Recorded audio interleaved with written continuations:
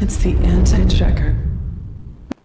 What is going on YouTube? Michael J. Crawford, the anti-trekker here, and good to see you. Now, Thomas was a little desperate today to make sure that we knew he was first, so he posted first, not once, not twice, not 3 times, not 4 times, not 5 times, no, not 6 times, but 7 times before I started the stream. But yes, Thomas, you were absolutely first.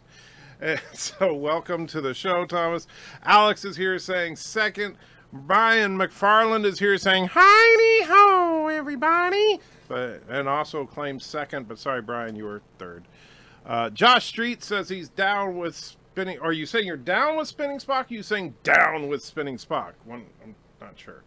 Hector says first-ish, or is it Hector? Because I know that Bird of Prey pronounces it Hector. Is that actually correct, or is it Hector? Because I've been saying Hector, and I don't want to butcher your name. Commander Shran is in the house saying hello, everyone. And Thomas throws his traditional $1.99 into the ring, whatever. Says baseball game and hockey game, I have a headache. I can understand that. That would be a long, long day. But what's the cure for a headache? Well, listening to Bird of Prey improve a classic movie, of course.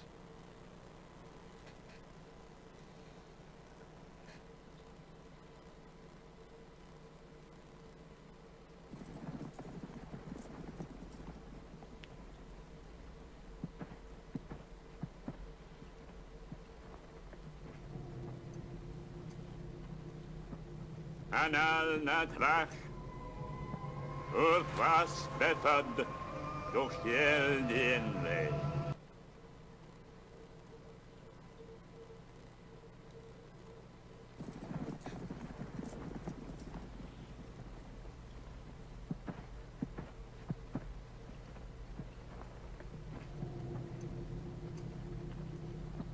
Ariel Natris Oris Bazi Bedhead Duchel Dementa.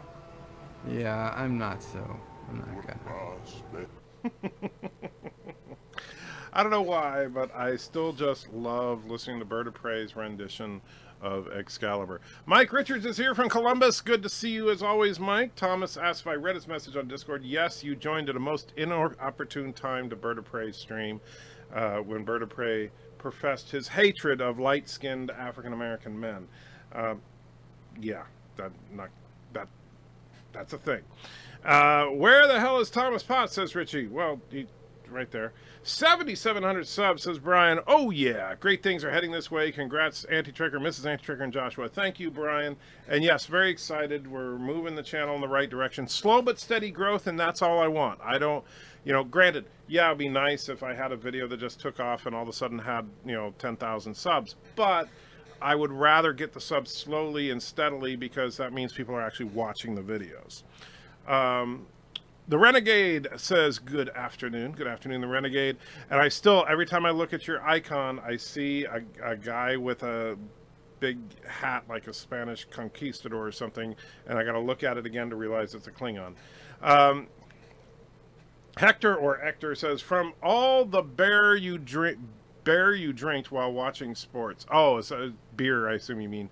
I don't think that Thomas drank any bears, but if he did, that would be an impressive feat, and I hope somebody caught it on video. Thomas says to Richie, who?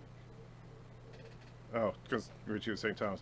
Onion Chip is in the house. Good to see you, Onion. Interesting name. Says congrats. Michael Dunn is also here. Says hello from Central Florida, the land the time remembered. I've been to Florida. You're right. Thomas says he doesn't drink. Justin says, hey, how you doing, Justin? Alex says, 7,700 subs. And Trigger's going to forget about all of us. About who? Are you kidding? You guys are the only reason I'm here. Please. I couldn't forget about you if I wanted to. And believe me, I've wanted to. The loud noise gave me a headache. Yeah, I know, man. I tell you, going to 2 games, I could handle 1, but going to 2 games in one day, that would kill me. Mr. Miles is unsubbing yet again. Thomas says, Fertz. Hey, Anti-Drecker, congrats on 7,700 plus. Thank you, Kronos, and good to see you, my friend. Now Thomas says, first, and Richie says, and in all caps, because why not? John Meyer says 14th. You're probably pretty close. Thomas is saying first again. So Ian says, hey, all. Hey, Anti-Drecker, congrats. Thank you, sir.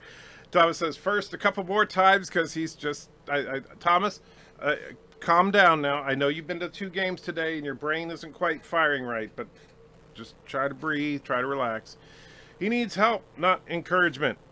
Are you okay? Oh yeah, I almost forgot. First, says Kronos. Justin says congrats on the 77. Thank you. And I know, 7,700 is not like a typical woo celebration number, but every time I cross another 100, I get excited. And so, yeah, because I'm stupid like that. Alex says congratulations. Thank you. First Ontarian. Well, there you go. Everybody's first is something. Second means you're the first to lose. Congrats. Well, okay. Well, that's kind of a mean way to put it. Down with spinning pots. Well, I don't know how you're going to spin pots. And let's see. Yeah, I got what you were saying, Mr. Miles. You don't have to. I'm not a grammar Nazi. You guys know that. Commander Iron Wolf is in the house. Says, "Hey guys," and Mr. Miles says, "Guys." The starting H is silent, so it is Hector. Okay, thank you. I will try to remember that from now on, Hector. I apologize for calling you Hector all this time. Mr. Miles says, you're gender-assuming sexist. Oh, yeah, because he said guys. Well, I think guys can be used in an androgynous way, though.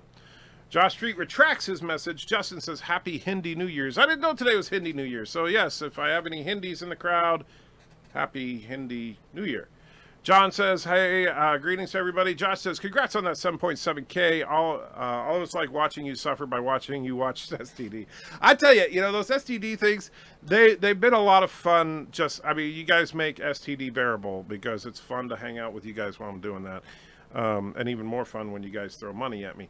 Hey, Endchecker, you're wearing Pike yellow uniform color. Yeah, well, actually, if you look, it's actually Kirk and the Gorn duel in the desert. That's the shirt of the day.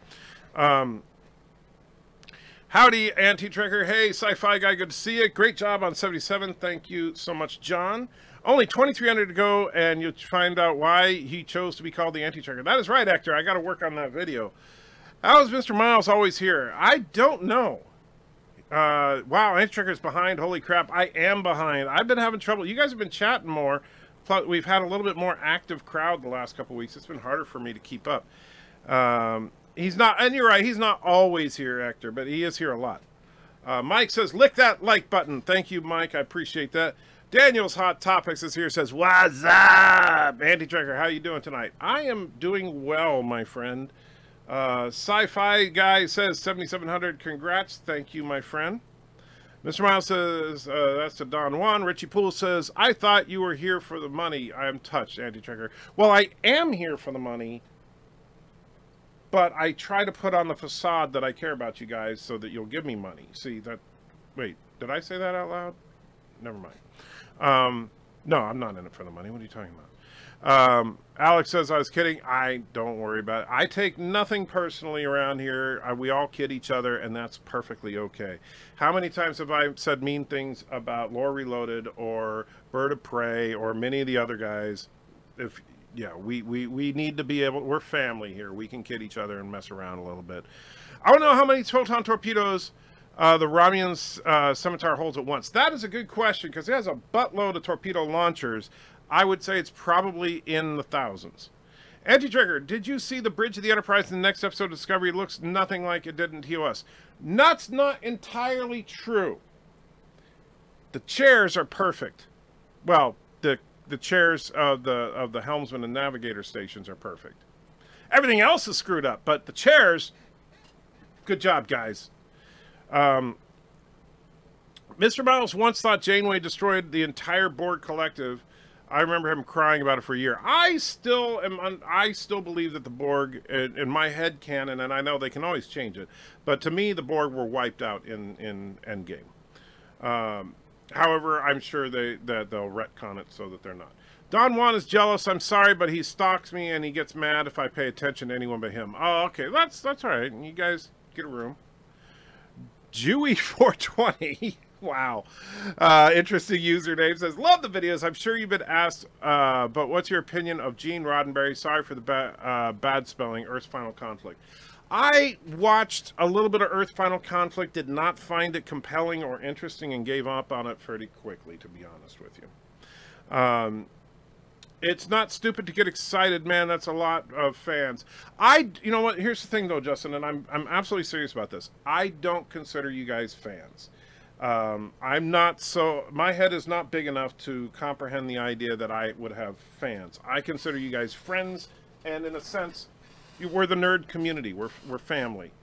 And honestly, it's just a place for us to hang out. I am just downright blessed, fortunate, whatever you want to call it, to be lucky enough to be able to sit here, and some of you guys are actually willing to support the channel. And those of you that do, I can't thank you enough.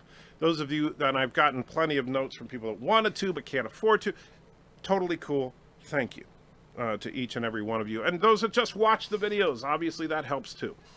So thank you to every one of them, every one of you. I demand more Borg videos. I was actually working on one earlier today, Commander. There will be a Borg video out in the very near future.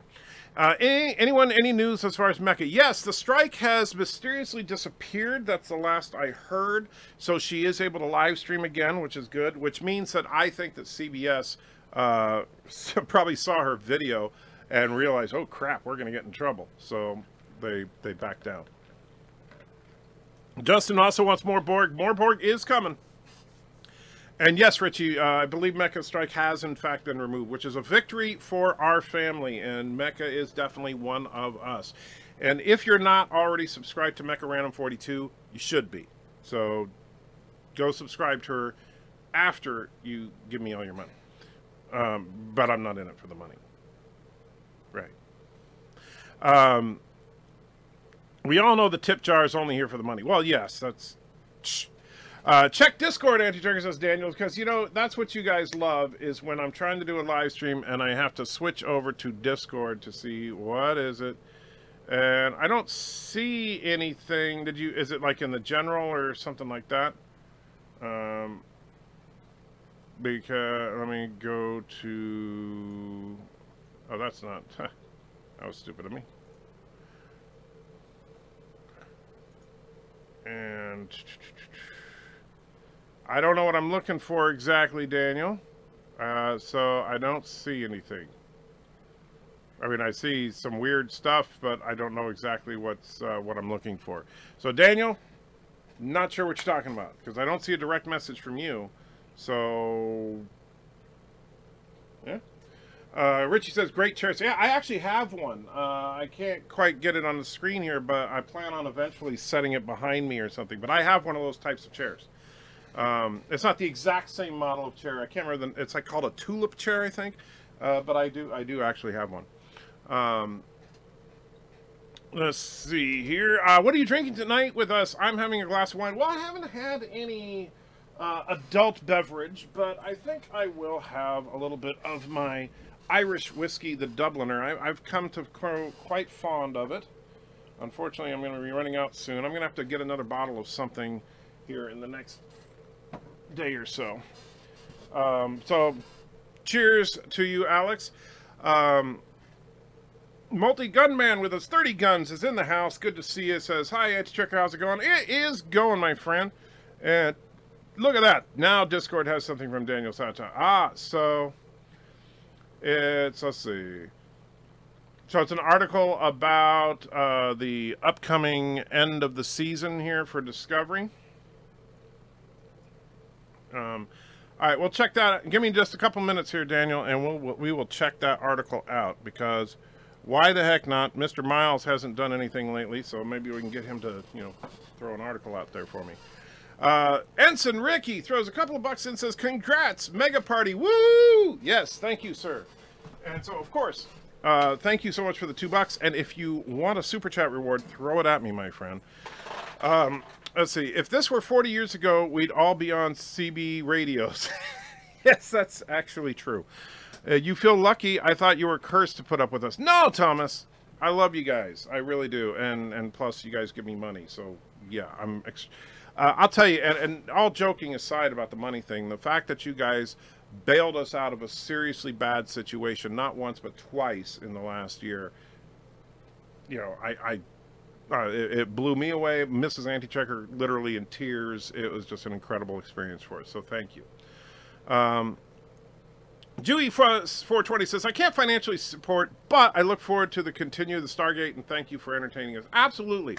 And you know what? That's all right. I wish everybody could support the channel, but I live in the real world, and I know we can't all do that. John, the former president, says he doesn't consider us fans. He does consider some of us, some of you, stalkers of Mrs. Anti-Checker. Well, that is true. Are you still planning any kind of Bible study stream? Yes. It probably won't start for a couple of weeks, though, because I'm going to do it when my schedule shifts. And yes, I'm planning on doing an early Sunday morning stream where we'll do a little Bible study thing. And I still haven't figured out exactly what my streaming schedule is going to be like for the whole week, but stay tuned for that as I'm trying to figure out what my hours are going to be like. Borg, more Borg, but I hope you don't have time to do it, include control. Wait, you have to redo it to include control. Oh man, if it turns out to be a Borg origin story, I will have to include those Discovery episodes in my Borg reviews. I'm going to an Alice in Chains concert on April 15th. Well, I'm jealous. Ian says, I may have missed A-Trekker, but did you ever see Attila? Not yet. I'm gonna end up seeing it when it comes out on home video, but I have a nice little theater that I built, so I do look forward to seeing it though. I'll be hitting my local mall. I need your bikini size. Sure, Fred. It's called Big Ass. That's the size. It's called Big Ass size. That's what it is. Mr. Miles says, SG1 update. I haven't watched any SG1 this week because Mrs. Anti-Checker and I have been trying to keep a little safe distance because she's getting over that cold. However, we should be back to some SG1 this coming week, which I'm looking forward to because I haven't seen it in a while. Melty Gunman says, excellent. Whiskey puts hair on your chest. Well, I guess it does. IKEA has a Borg chair. Do a video on that. Oh man, I should get one. I don't know what it looks like, but I would absolutely should get one. Just to have a Borg chair. I got it now. Hold on, I gotta look this up. So it's BORGE chair. Let's see if I can find an image. That's a pretty boring chair. So I take that back. I don't want it. It looks boring. Let's see. Cheers, Anti-Checker. Cheers, Alex. You're not the bad Alex, so it's all right. The original series green screen behind you looks great. Thank you. It still needs some work. I mean, obviously, when I hold up my hand and stuff, or like if you look over here, it's flickery a little because I haven't gotten it perfect. But I like it so far. I have some long-term plans, but this will do for right now. Ensign Ricky wants to know if I saw his new video yet. Not yet, my friend. I have been so crazy busy with some stuff at work and trying to get videos out. I should have a little bit of time in the next day or so, so I plan on catching up on some of my videos, including yours, in the next couple of days. John says, can you write off the liquor on taxes as a business expense when you get audited just to show the... You know, technically I probably could because the only time I drink is actually when I'm doing this show. That's true facts. Nice shirt, Anti-Checker. It's very bright. It's burning a hole in my retina. Sorry about that, Daniel, but it is an awesome shirt. Reverend Anti-Trekker, that Bible verse, the last one you read about women grabbing a guy's nads was funny. Hey, and it's true. That is an actual Bible verse. So remember, ladies, if you grab a man's testicles and he's fighting another man, they are instructed based on the Bible to cut off your hand. So don't do it. And June Wong throws a couple of fake Australian dollars into the chat, says, here's to the anti-trekking whiskey fund. Thank you so much, June. I do truly appreciate that. More than you know. However, and just like with Ensign Ricky before you, if you want a super chat reward, please let me know. For that 2 fake Australian dollars, you can pick any of those 13 super chat rewards. Wife told me to say hi to Pastor Anti-Trekker at least on Sunday mornings soon. Yes, so I'll have to call him Pastor Sunday morning with Pastor Anti-Trekker. So, although I will be honest with you, if we're going to do this, it'll be serious Bible study stuff. So it's not going to be like just jokey. Hey, here's a verse about grabbing people's nads, right? We're going to get into the real thing. Well, not that that isn't real, but you know what I mean. Because I think there's genuine good wisdom there. And I do see that PayPal, Nightbreeze. Thank you so much. I do appreciate it. So that means, of course, you can pick a Super Chat, Uber Chat, Mega Chat, or even the dreaded BIRDOPREY chat. You let me know what you want, Nightbreeze. Big Acid is Slave Leia in... Wow. I would not look good in a Slave Leia outfit. Yeah. You were in the same room for Twilight and for that live stream, but you won't do it for SG1, I'm hurt. Well, first of all, Mrs. Anti-Trekker was sitting several feet away. I mean, you couldn't see how I had it set up, but she was actually several feet away from me. And she only did it because you guys wanted her to come on, so she was very nice. That makes Lore Jabba. Yeah, so you'll have me sitting there in the bikini in front of Lore. You need a Geiger chair for true street cred. What is a Geiger chair? I don't even know what that is. I would love to be able to afford a really expensive... Oh, that's cool. Yeah, I don't know where you get those, but that's really cool. So trying to see, like, when I try to look in shopping, you don't find anything, but it's like all these pictures, it looks like they're like individually made by people. But that is really cool. All right, let me get back to it. CDH is in the house, says howdy, how you doing? Hector says, Enter, my uncle was a radio ham from before the internet made that a silly hobby. Then it was cool to find people across the world and talk to and befriend. Yeah, absolutely. The ham radio thing, I had a couple of friends that were into that. Punchy is Jabba's gremlin. You are 100% right. And the women did that back then. They fought men and grabbed their nads. Well, apparently, yes. I mean, it was important enough to get a verse in the Bible, so yes. However, what it actually says is if two men are fighting, then the wife of one of them tries to help her husband by grabbing the other man's nads, that you're to cut her hand off and show her no mercy. That's the actual verse. Oh, I know the nads verse, so ladies just shoot in that situation. Yes. Charles says, hello, how you doing? Fire and brimstone, cats and dogs living together. Okay. Uber chat number 6 and super chat number 10, please. You got it, Night Breeze. Let me get that going for you. And Uber chat number 6. Haven't seen that one. I now pronounce you man and turd. You may now kiss. Joshua, what are you doing? Nothing. I'm definitely not making you kiss Law. I repeat, I am not making you kiss Law. I'm definitely not.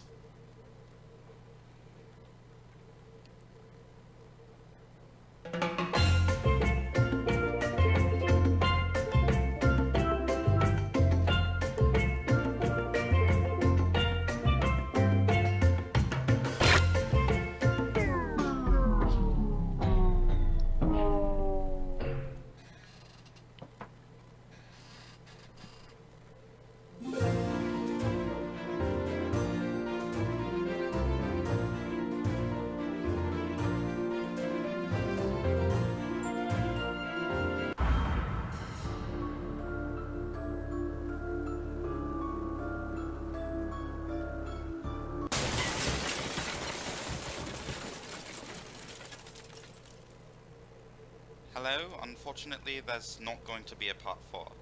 Dad just fixed the computer, and he promises not to destroy it again as long as I don't do another one of those, so there's going to be no part 4. Wait, hold on, I just got a text message. Please do these videos. Part 4 is very anticipated. Nope! I quit.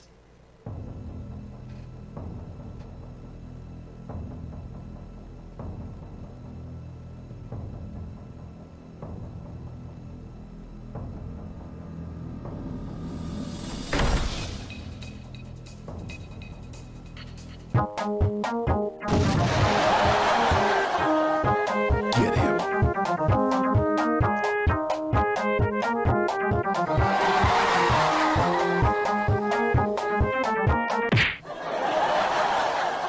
Sing it! Sing it! Sing it! And there it is. The ultimate collection of weirdness there. And now let's bring up the old super chat number 10, and then we will continue through the chat.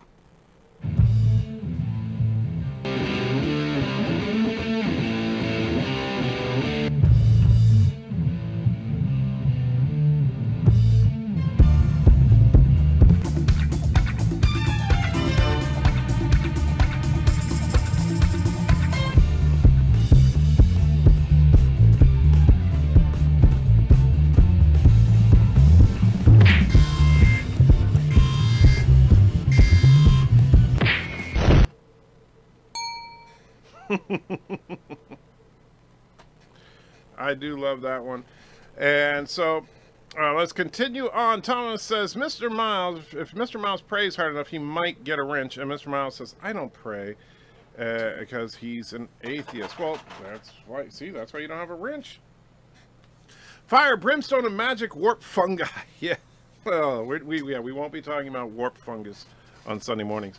You could always have her wear a ski mask and come on screen with you. Yeah, but I don't think she'd like that very much.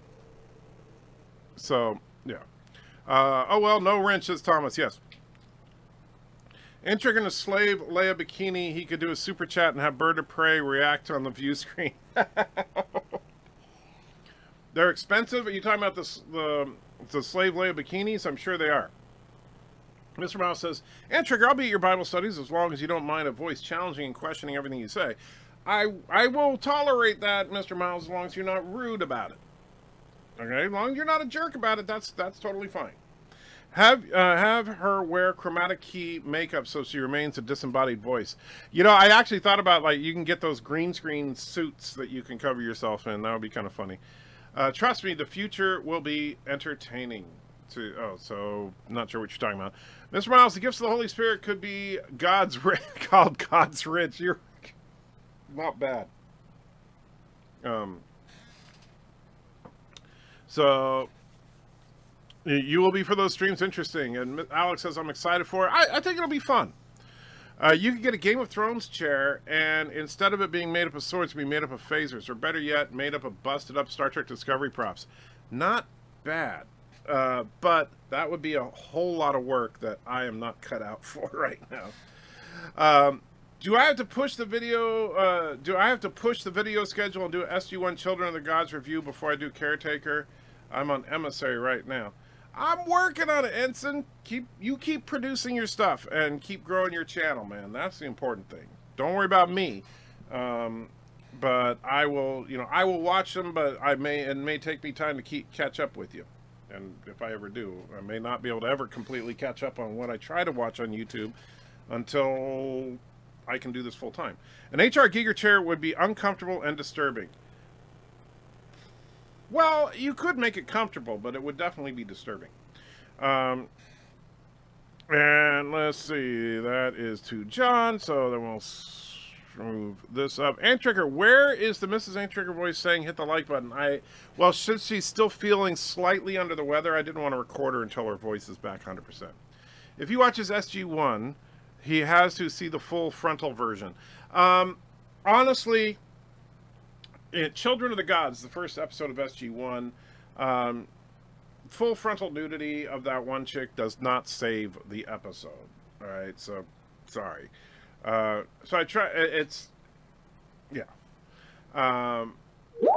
So I try not to mock or bash people for their religion, even if I think it's silly. I still respect the person. Fair enough, and I don't have a problem with that. And you don't. And that's the thing. It's okay to have disagreements as long as we can be civilized people about it. And so you were in my videos, Miles. I respect you. Oh, I didn't know that. That's funny. And so looking forward to that. Ricky, did you hit 100 subs yet? Yeah, Ricky, how many subs are you up to? And if you're not already, you should be subscribed to Ensign Ricky, because his channel is way better than mine was when I first started it. So he's going to probably outpace me in the next 6 months or so. Wife and I came up with a better plot story about the sphere, all in about 5 minutes. Wondering how the STD writers can suck as bad as they do. Are they all monkeys, or does that insult monkeys? That does insult monkeys. I genuinely don't know why they do so badly. I mean, not only they're, you know, because obviously they know nothing about science, but they could hire somebody, and a lot of shows have done this, like even Big Bang Theory, which is a CBS show. Even they do this, where you hire a scientist to help you with the science stuff. Are they unwilling to do that, or did they just find the world's worst scientist to help them? Which I genuinely don't know the answer to that. But it's all about but the thing that blows me away the most is how inconsistent they are, even within their own crap. I mean, they, like, you know, that video that I put out yesterday, where they spent an entire episode about transferring this data from one place to another, and then in the next episode, oh yeah, that can't happen. What did we just spend an hour watching? And so, let's see. That's Jensen Ringy. That's how it's booked. Bird of Prey, yeah. Bird of Prey is my good friend Joe, and his channel BIRDOPREY 5 is a lot of fun. Yes, you have hit 100. Awesome. No, I haven't hit 100. I'm like 5 away. Okay. Well, wait. You're 5 away. Hold on. Hold the phone. Let me take a look here. Go to channel. Say go to channel. There we go. All right. So right now, Ensign Ricky is at 97 subscribers. Now, come on. There have got to be 3 of you that are not subbed to Ensign Ricky right now that are willing to check him out. So let's get him up to 100 right here, right now. Ensign Ricky, no excuse. You know, he's doing Star Trek videos. He's a lot of fun. Check out his channel right now. And if you don't know how to get there, if you go to his name in the chat, he's Ensign Ricky, and you hit the little 3 buttons and you hit go to channel, it'll open up his channel in a new browser, and then you just hit that subscribe button and you can check him out after the stream or tomorrow or whenever. And he is now at 100. Bam! Congratulations, Ensign Ricky, you are now at 100 subs. Now you need to throw a sub party. All right, so sorry about all this. This chair is comfortable, but it's very squeaky. One of these days, I'm going to find a good chair that is both comfortable, durable, and not noisy. Or maybe I just need to not be so fat. All right, we need to make that happen tonight. We already did. Weathermen can never wear green on St. Patrick's Day unless they're stupid, or they have a blue screen. One thing for sure, whatever your dogma, typing as poorly as me will not enhance one's debate position. My personal position is I don't believe in dogma, but that's a whole other thing. Jewy420 says, I'm looking forward to your Bible study streams. Don't let name fool you. Jewy is a nickname for how cheap I am. And what's the 420 for, Jewy? ABJ says, Turds out the events in the past 2 seasons are caused by Borg tech discovering the Arctic, and they were never quite eliminated, resulting in a whole new timeline divergent from the original series. That I could see, yes. And I've already suggested that Discovery is part of an alternate timeline that was created by the events of First Contact. Game of Thrones chairs with phasers sounds totally awesome, but beyond my capabilities. Yeah, exactly. I agree. Let's let Ensign Ricky 5. Ensign Ricky is taken care of, my friends. He is over 100 subs right now. And so I'm refreshing. You are now at 107, Ensign Ricky. So congratulations, my friend. Don't forget the E in Ricky. It's a me moment because I forgot the E. Alex throws a firework in there.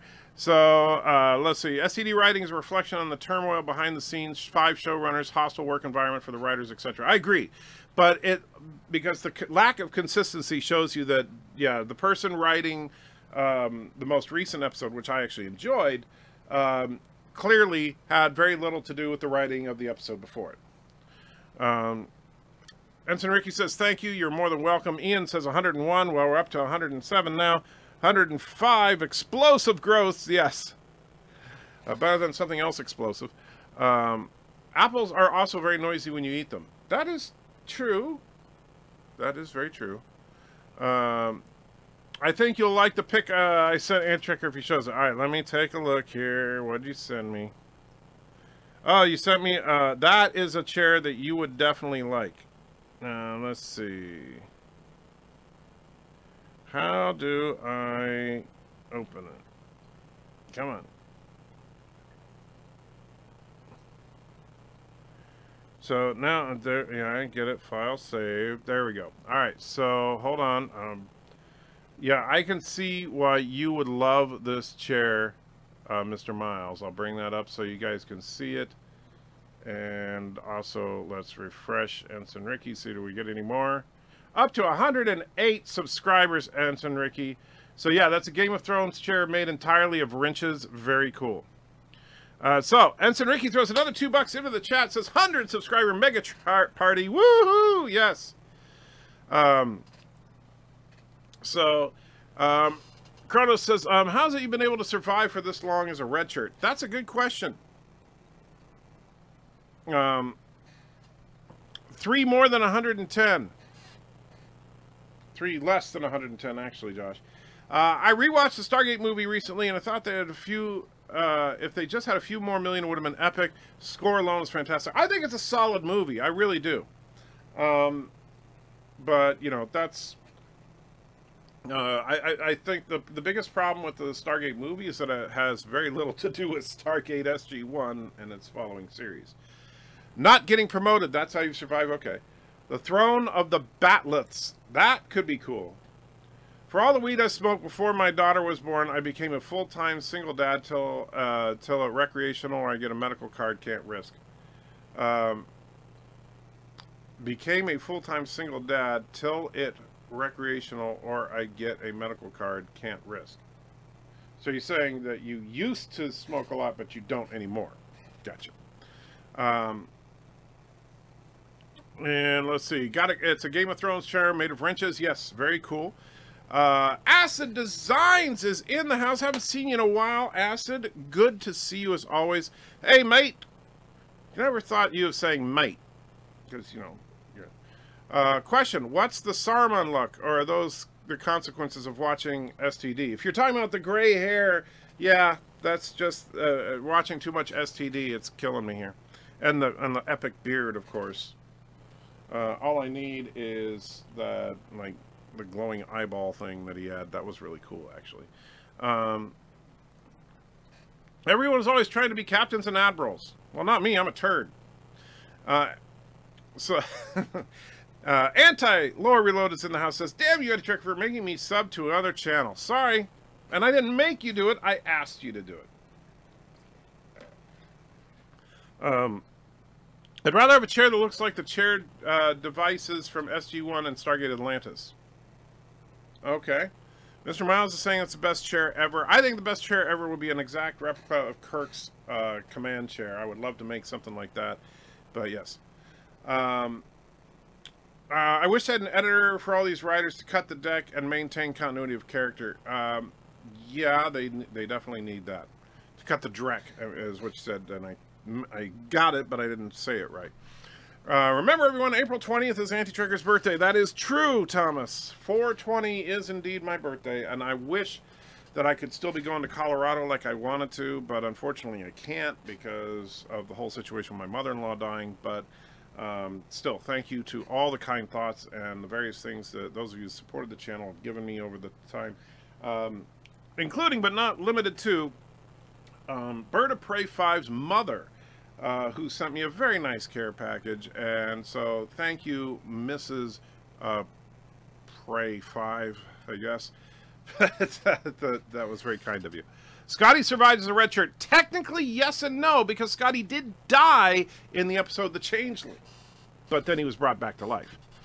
My guess is that Star Trek Discovery writers think that all the data transfers are like Internet Explorer downloads, so an interruption means losing all the download instead of 54%. Control has 0. Yeah, I tend to agree.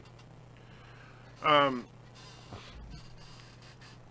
on Discord, I give myself the title of the teleporter chief. Nice. There's a batleth hanging on the wall in Sean's. Okay, I don't know who Sean is, but that's cool. Professor McCoy's in the house, says hello. How you doing, my friend? Scene of SG-1 as an Easter egg. I'm not...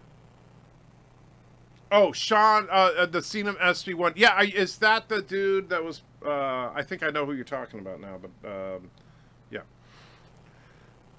Wouldn't that make you Seth Brundle? I'm not sure what you're talking about. Oh, teleporter chief, yes. Are you talking about the VR chairs? I'm not sure what they're talking about there either. I was shopping one time and hilariously found a girl's training bra on top of the Just for Men's hair dye. Oh, jeez. Oh, that's horrible. Professor McCoy's Pop Culture Reviews throws $2 into the chat and says, hello, Professor McCoy's Pop Culture Reviews. I hope you are doing well. No, wait, you must mean the ancient chairs. They're the ones that control stuff. If so, I don't know what they look like. The toilet throne with add-ons of phasers, wrenches, and batlets and liquor bottles. That would be funny. Aliens are always attacking the Enterprise because Kirk had the comfy chair, big screen TV, and satellite dish. Yes! You're 100% right. Nice. No, it's supposed to be whatever substitution and main crew member steps in and does the job for me. Ah, that makes sense. Bird's mom is awesome. Indeed, she is. And she is a true New York woman, which means don't you dare mess with her, because she will kill you. Doesn't STD have a perfect internal continuity? I thought you proved that in my video. Yes, of course. If you've seen my video, you know it is a perfect internal continuity. James! Captain Batman's in the house. Says, hi, nerds. Hi. Hey, James. Good to see you. Haven't seen you in a little bit. Glad to see that you are in one piece, my friend. But I expect nothing less from Captain Batman. Do you think Quentin Tarantino's Star Trek movie will ever happen? No, I do not. It could have potential to save the Trek franchise considering the damage that Star Trek Discovery's done. Honestly, the funny thing about Trek, I think Trek does better on television than in film overall. Even though obviously the first 6 movies of Trek, if you don't count Star Trek 5 at least, are pretty damn good. But if you look at Trek as a whole, the series are what it's all about. The original series, Next Gen, DS9 in particular, those 3 to me are the big 3. But as a movie franchise, it struggles, and I would rather see. I don't really want to see a Quentin Tarantino Star Trek movie. I want to see a good Star Trek series. How's the parrot, James? Oh, you're talking to James. I was like, what? Huh? I don't have a parrot named James. James, your last video was the shortest YouTube video I ever saw. I didn't see his last video, Hector, so I don't know how long it was. The shortest video I ever made was, I made one many years ago that said, I'd just like to make a brief comment about the recent videos that have been out. And that was the entire video. So, let's see. Maybe Anorak's ship will appear and fix the timeline at the end of Season 2. I don't think that's going to happen, but I think they are going to do some kind of timeline reset. A friend of mine found a Trojan vibrating ring in the toys department at Walmart. That's just wrong. Mr. Miles says, a Game of Thrones chair made of lightsabers. Lightsabers that are turned on. Don't lean back. That would be bad, yes. He is good at Anti-Checker. Can you say hi to Sandra? I can. Sandra! Good to see you, Sandra. I don't know who you are, but I know that you're a friend of Captain Batman, aka James, which means you must be a wonderful person. So, hello, Sandra. The reason STD is so inconsistent is secretly because every single episode takes place in a slightly different universe. You know what? I could actually see them trying to say that. James, did you open a window and let the parrot fly away? You must have. And James says hi to Night Breeze. Night Breeze throws $2 in and says, all hail the Hypno Turd, because I guess you want the Disco Hypno Turd, because one of these days I'm going to get the fish tank cam set back up, but it's been fun doing the spinning Spock thing. So let's bring this thing up here, and we're going to wind it. All right.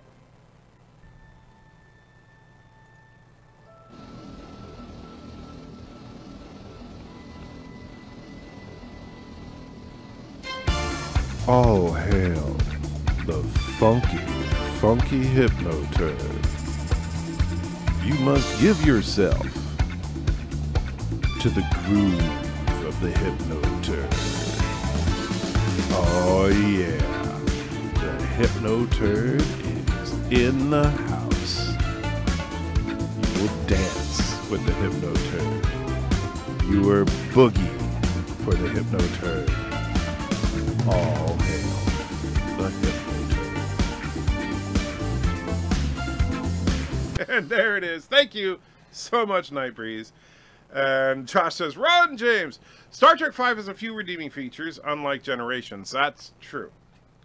Negan needs the throne of aluminum bats. Okay. No, Turd, I can't super chat from the phone. That's all right, James. I will forgive you. But, you know, you can just make it up to me the next time you're on from your computer. Trek movies do well when they are presented as a series 2, 3, 4... 4 and 6, which flow into each other. TNG movies struggle because there was no flow. You're absolutely right, the Renegade. 2 through 6 minus 5 is actually a really nice series of movies. And even Star Trek the Motion Picture will work with that. It's just that I hate those uniforms. And it needed some serious editing. Hector says, I had a parrot. Hope your parrot doesn't have that annoying perk of going to the bathroom when it's perched on your shoulder. That would be bad. Professor McCoy says, just got back from work. What did I miss? Well, not a whole lot. We've been talking about parrots pooping on your shoulders most recently. And of course, Night Breeze, if you want a super chat reward. Oh, never mind. You did the Hypno Turd, so shut up. As bad as Star Trek V was, I still think it's better than any official Star Trek produced in the last 10 years. It's pretty bad. I don't know. I don't know if I could say that all of Discovery has been worse than Star Trek V. And I actually would say that Star Trek 2009 and Star Trek Beyond were better than Star Trek V. She is now wearing the ring I got her at the gas station. Well, congratulations. So one day she might get a real ring made of metal? Disco Turd, yes. Star Trek V had its moments, particularly the campfire sequences near the beginning and at the end. The campfire sequence was all right, but like the climbing El Capitan and a lot of the stupidity that happened on the Enterprise, yeah. Hypno Turd works better with snowflake music. I agree, but I'm gonna get the classic Hypno Turd back in the near future. I just haven't gotten things set up yet. The fish tank is still right over there, but the webcam isn't set up on it right now. But I'm gonna get that set back up in the very near future here. Andrew says, I have returned and I have brought chaos. But what about control? And let's see. Yo, says Kronos to CDH. Disco, disco, disco, says June. Really? You think they may hit the reset button? I think they might. I think that it's entirely possible that they have realized what a mistake these last 2 seasons have been. What of the whole... But now, granted, I'm not betting on that. I'm just saying they could. And it would be a smart thing to do. If they make Season 3 of Discovery look like TOS, I will definitely get on board. What of the whole galaxy, just the accretion disk for the supermassive What of the whole galaxy is just an accretion disk for the supermassive black hole at the center? What of it?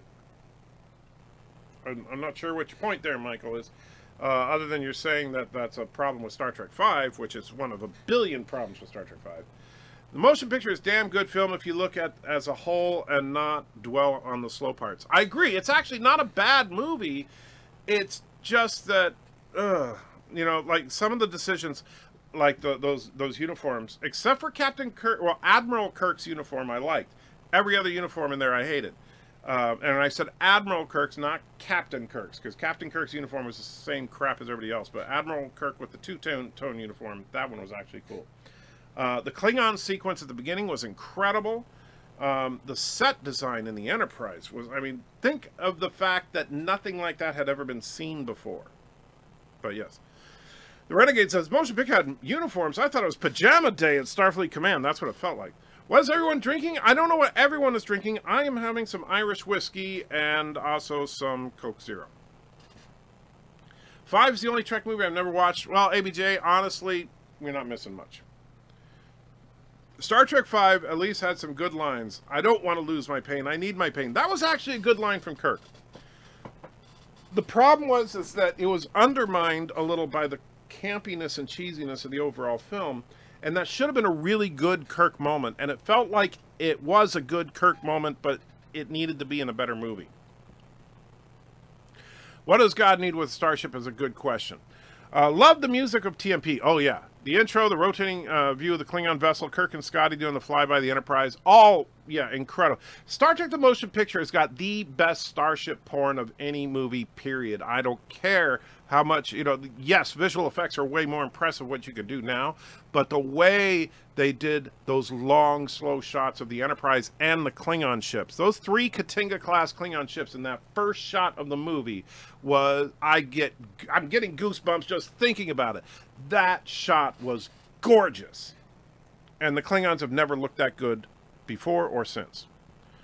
Everyone change top chat to live chat. You know, thank you for the reminder, Mr. Miles. I didn't do that today. I need to remember to do that because I don't want to miss out on the chats. They do have magic time crystals. Well, yes, Klingons do, we now know, have magic time crystals. Which kind of undermines every, you know, why did the Klingons ever lose, ever, if they have time crystals? Like, for example, why did Praxis blow up? Why didn't they use the time crystals to go back and prevent Praxis from blowing up?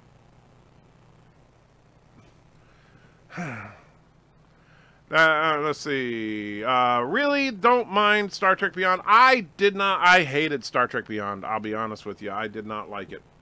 But that's just me. I'm going to do a big, long review of it one of these days. So if they do a reset of Star Trek Discovery, will they call it Star Trek New Disco? Good question. I don't know what they'll call it. I don't care. I just want a freaking reset button. Lawrence Luckinbill acted his heart out as Sybok. Yeah, the acting of Sybok was not the problem of that movie. That is, I will grant you that. Has STD even mentioned Spock's half-brother that searched for a Q, I mean God, that supposedly needed a starship? No.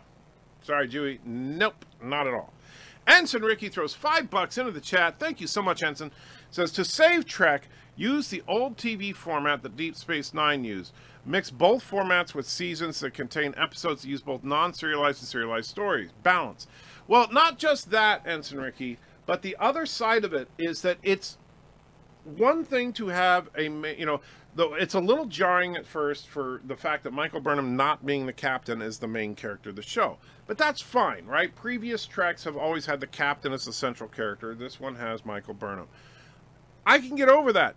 But you can't make her the hero in every situation ever.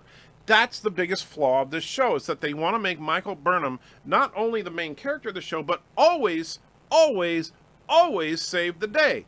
And that's one of the reasons I like this last episode, because it's the first time someone other than Michael actually saved the day. It was Spock this time.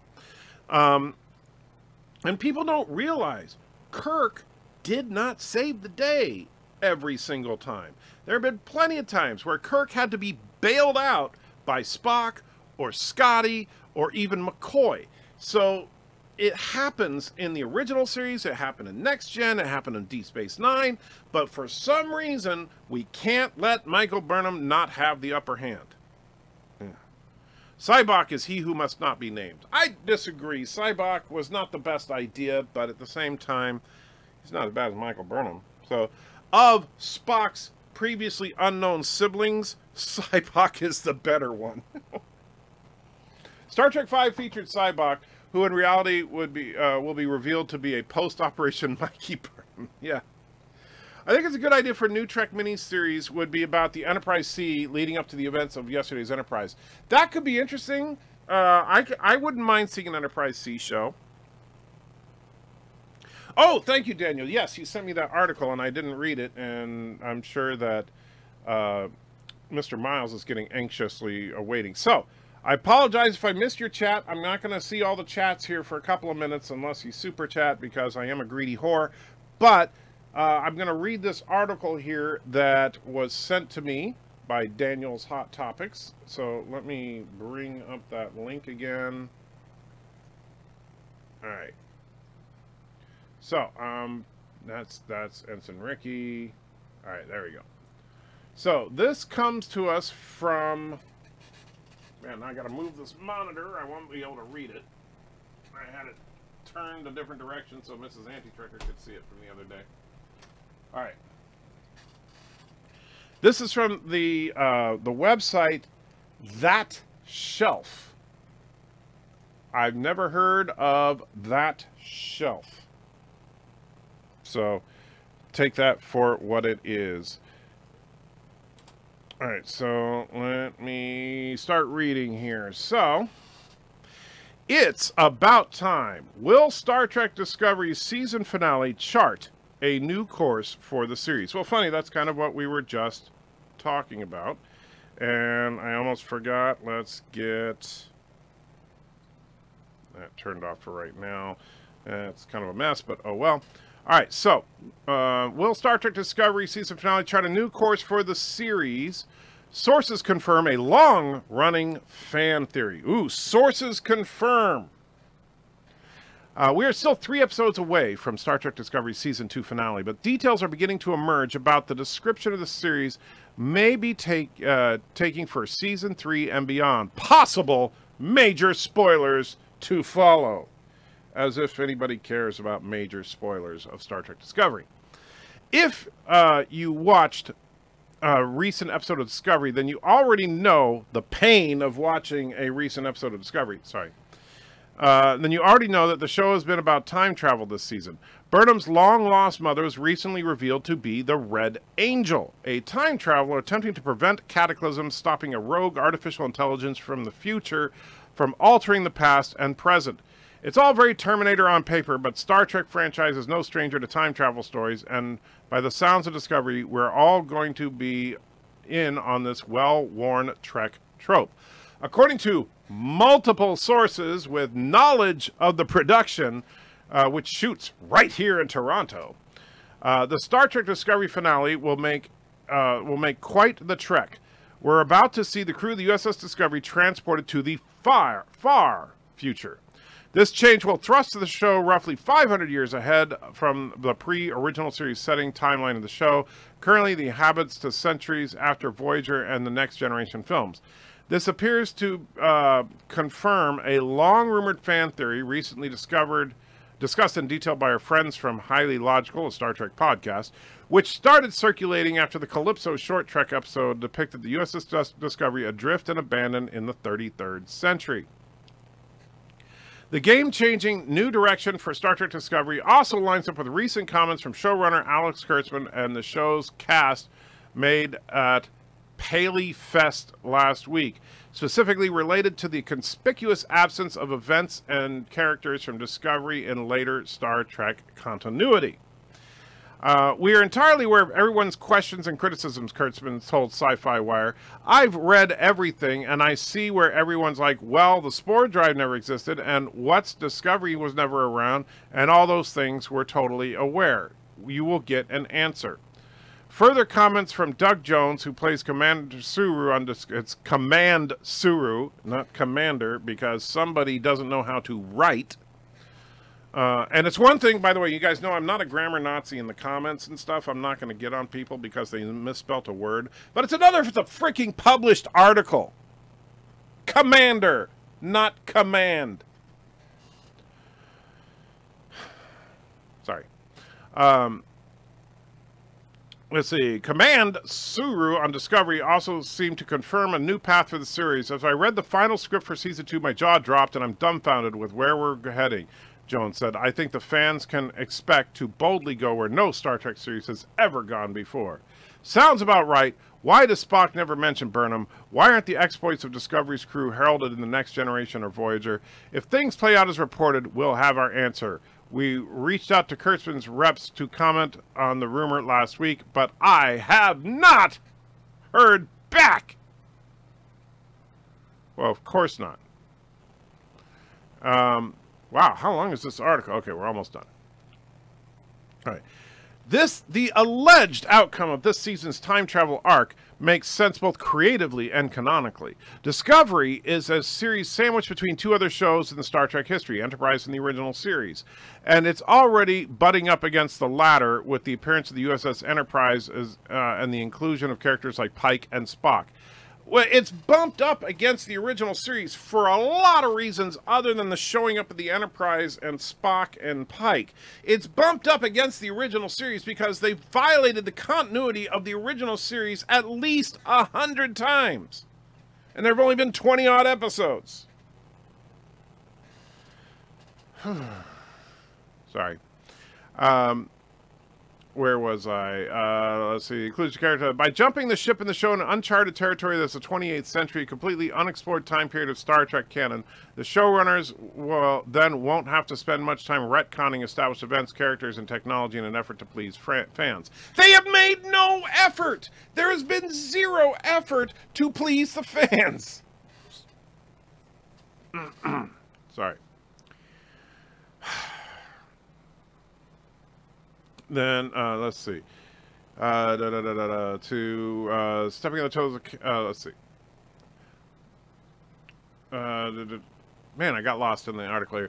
This move also opens up new creative frontiers for the show's writers, stranding the U.S. Discovery in the future where the United Federation planet and Starfleet may not even exist, essentially turns the show into a time Voyager. Same ship, same crew, but an all-new time and place to explore without having to worry about stepping on the toes of captains and crews who've gone boldly gone before. Discovery's producers will then be able to tell their own stories unconstrained by established canon. Yeah, in a ship that's 500 years out of date, that'll be exciting. All this stacks up with old reporting on some former Disco showrunner Brian Fuller's initial concepts, with envision the show more as an anthology series along the lines of American Horror Story, a grand narrative that would eventually jump from a pre-Kirk era all the way to post-Next Generation, Deep Space Nine, Voyager era. Fuller may have moved on, but many of those pre-production ideas continue to be mined by Discovery's current writing staff. In fact, this may well have been part of the plan all along. I don't think they've had a plan all along. I mean, I'm just... Seriously, they've not had a plan, period. We think this is a genuinely exciting move for Star Trek Discovery, which has struggled to please longtime Star Trek fans for most of its run, yet remains skeptical about whether or not this drastic change will be handled well. To date, the show has been hit and miss with its reveals and plot twists. When they work well, but more often than not, those big revelations have tended to fall flat, i.e. most of the Mirror Universe arc and Ash Taylor's Double Life. However, full credit must be given to the writers of Discovery's second season thus far, as this season has been a massive improvement on the first. We're still not entirely confident that Discovery has found its footing well enough to make this temporal change work, but for many of the reasons outlined above, it may simply be the best decision for the series at this point. So, I could have written this article. And I know ABJ just put in the comments that this article is baseless guessing. Yeah, this is just a fan theory written as an article. And I don't see any basis for taking that as anything other than a fan theory. This has no more credence than my talking about the alternate timeline idea that I had. Don't get me wrong, it's not an entirely crazy idea that they would jump Discovery to the future. However, that's been talked about on YouTube channels for a long, long time. So I personally, and I don't think it's a good idea. I think that that would be a horrible idea to put Discovery 500 years in the future and then say, see, now that explains why they don't talk about them. No, it doesn't. It doesn't. If you had a sister that just disappeared without a trace one day, you're never going to talk about her? Really?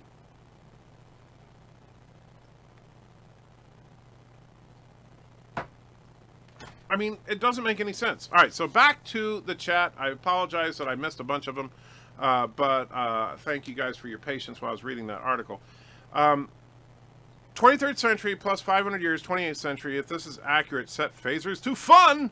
No, I disagree, Daniel. I think that it'll be, I mean, because it doesn't make any sense. It means that if they jump 500 years in the future and they're still going to set it on the same ship, that means that either the ship is 500 years out of date or everything has gone to hell, and so the Discovery is cutting-edge technology in 500 years. The publications follow the formula. Beginning of the season, Star Trek Discovery is great, and if you hate it, you're a bad person. End of season, yeah, Star Trek Discovery struggled, but it's positioned to pivot to appease fans. Yeah, which, you know, they've said that over and over and over, and they've always let us down. The Michael Burnham School for people with open minds. I love it. Question, if they did an Enterprise C show, does it count as a prequel? It's after TOS, before the TNG era, so it is and it isn't a prequel. It could be considered a prequel in the, it depends on when exactly you set it. I actually think a better era to set a new series in would be the motion picture era. On a ship other than the Enterprise. In fact, you could have it take place shortly after Star Trek VI. So the Kirk and crew are all retired. They're not a factor, and you put it on another Constitution class or a Miranda class or something like that. Bring back one of those beautiful, beautiful ships and go on some adventures. Did any red shirts die yet? No, Ensign Ricky is our resident red chick, and he is still, in fact, alive. And so, let's see. If Bird of Prey or Lore disappeared... If Bird of Prey or Lord disappeared, would you talk about them? One of them, yes. I hope they bring back... In fact, here's the thing, Mr. Captain. So remember, Lore was kicked off of YouTube for a while. And when he was, myself and many others in the nerd community talked about him more because we were trying to raise awareness and get him back. Right? If Spock's sister just disappeared without a trace, Spock would not just say, screw it. We won't talk about her ever again. They don't need to talk about Burnham on TNG because her heroism is common knowledge and they learned about her in preschool. That could be true. The woman that started the Klingon War and the only working spore ship disappeared one day and they never thought it about again. Worse and worse. Yeah. That's not a way to explain it. A way to explain it would be to have a massive time shift so that the entire history is rewritten. Starfleet will soon need to hire Van Damme if STD does even more time jumping. Yes. Love Fraser, Captain Fraser, yes, but that's not who we were talking about on the Enterprise C. He was on the Bozeman. Kirk versus Michael Myers. Tough one, but I would have to give it to Kirk because Kirk could use a phaser set to disintegrate, and that would be the end of Michael Myers. Putting the ship any amount of time into the future doesn't help. The Federation of the past would still have the knowledge of Discovery tech, just not the spore drive. And they would actually know about the spore drive, and so, it doesn't fix the canonical problems. It just exacerbates them. It could be worse. They could jump 13 billion years into the past, then blow up the ship, thus causing the Big Bang. We'd all be Burnham's descendants. Shh. That's season 4. Mr. Ross says, you didn't answer my question. I didn't care so much about the Enterprise C as much as I cared about would you consider it a prequel. Well, I would say, like, yes and no. like you said, it is and it isn't. It's a prequel to TNG and it's a sequel to TMP. So, you know, it's a in-betweequel. How's that? In-betweequel. My own new word. You could, I'd get a dime anytime anybody ever says in-betweequel. You remember the USS Hood, right? I do, but not sure what your point is. The whole landscape has changed. Not everyone from the show is even from the same universe. That's true. Golden Girls and Frasier. Now you're just talking about your weird fantasy life? Because that is weird fantasy life. I'm just letting you know. The teleporter chief is still alive, getting drunk with Scotty. That's a bad, bad idea. What do you think about a Star Trek series that follows the crew of a new class of battleships set with post-Nemesis? I don't mind a post-Nemesis show with a new crew, but I don't want a battleship. I think that would not really fit the Star Trek motif. But you could do it on another cruiser or something like a scientific vessel or something, and I think that would be fine. I would put it on a cruiser similar to the Enterprises have been, or even a scout ship. Star Trek USS Hood series, I could see it. I think that could work. Yeah, I know. Yeah, it's an Excelsior class ship. But the Hood was also in, so was the USS Hood, the Excalibur, the Lexington, and I can't remember the other one that was in the Ultimate Computer. The Enterprise C-Series would be an interquel. I still like my in-betweequel. Problem with the period between 6 and TNG is it's quiet. Cold War with the Klingons has ended. Romulans go into isolation. Couple of skirmishes with Cardassians, but nothing major. Yeah, true, but they're going to let that stop them? Come on, we'll have the Klingon. And I mean, first of all, just because the Cold War with the Klingon Empire has ended doesn't mean that every Klingon likes the idea. So, yeah. Is that old Canadian still blabbing? I'm not sure which old Canadian you're speaking of specifically, Brad. If you're talking about Trek Yards, I don't know if he's on tonight or not. From TNG to Nemesis, I believe. You're talking about the Hood? Yeah, as far as the Hood Excelsior class. Yeah, and I'd be fine with that. You could do a series on an Excelsior in the TNG era. But I still think doing it during the movie era would be more fun. Limit the technology. We don't know what happens with the Enterprise B. That would actually be something you could do, Thomas. Yeah, you could definitely do a Star Trek Enterprise B. So, call it Star Trek, the B Team. Quantum Leaper is in the house. Says, hello, how you doing, Quantum? Sounds like the final episode of Hitchhiker's Guide to the Galaxy. I'm not sure what specifically you mean, Brian, but I'll take that as a compliment. The term is midquel. I still like in-betweequel because it sounds so stupid. They can do anything with the Enterprise B series. They could. They'd have a lot of open room to work with that. Just make a new damn show. I tend to agree, but I would like to see them do a good new show. I think the term is pre-sequel. I still think it's in-betweequel. And an anti-checker, and that's an anti-checker original word. That's right. In-betweequel is my own original creation. I take full credit. I'm headed to sleep, says Charles. I have to open the shop tomorrow again. Good night, Charles. Good luck tomorrow. Hope you have a good day. STD is also an in-betweequel because it's after Enterprise before TOS. You're right, but it's really more of a prequel to TOS than a sequel to Enterprise because it's so close to the TOS era and so distant from the Enterprise era. So after 2 seasons, we still don't know who the Chief of Engineering is or what engineering looks like. Well, I'm pretty sure that the Chief of Engineering is Jet, hey everybody, I'm a lesbian, Reno. But as far as where engineering is, well, it's the and I gotta look it up because I'm pretty sure they said this early on in season 2. It's where the spore drive is. That is the engine room. It's just that it's been converted into a spore drive room. Exeter was the other in the Ultimate Computer. Thank you. I couldn't remember. Question about retcons. If a creator of the series wanted to do something originally, but it was prevented by something, be it money, tech limits, red tape, whatever, later they later go back and re-edit it and include that thing they originally wanted to include it but couldn't, does that count as a retcon? Well, there you're talking about things like Star Wars, the special edition and stuff. Are those changes retcons? Yes. However, If they are done by the original creator, it's hard to argue that they have the right to do it. I still think it tends to be a mistake. I say build on what you have rather than try to rebuild what you built. We see some of the issue arise in Season 1 TNG. The Klingon Renegades enter to add credence to your idea about TMP or a tail. Yeah. Psycho Janeway comes back in time and fixes everything, shows Michael Burnham how it's done. that could be a thing. That should be the next captain of the Discovery will be Janeway.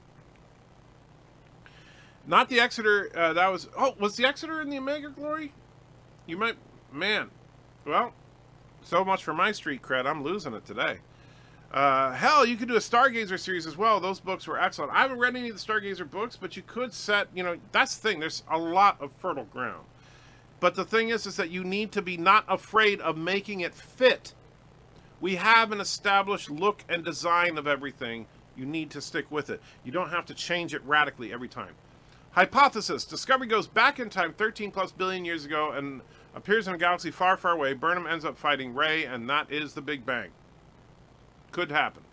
Discovery is the future because is in the future because of the sphere data, and it's used that data to evolve. That makes Calypso make sense. It's not to me, but yeah, I'm sure that's their excuse for Calypso. Young actor as Picard in a Stargazer series. I could see it. But it doesn't have, we don't have to have known characters. I mean, you don't have to, I mean, watch when my silly video from April Fool's ends up being true that James T. Kirk is in Season 3.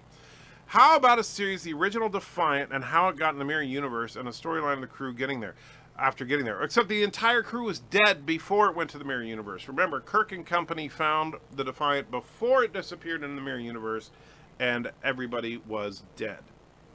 In the last episode of Hitchhiker's Guide, they go back to the Big Bang sequence. Oh, okay.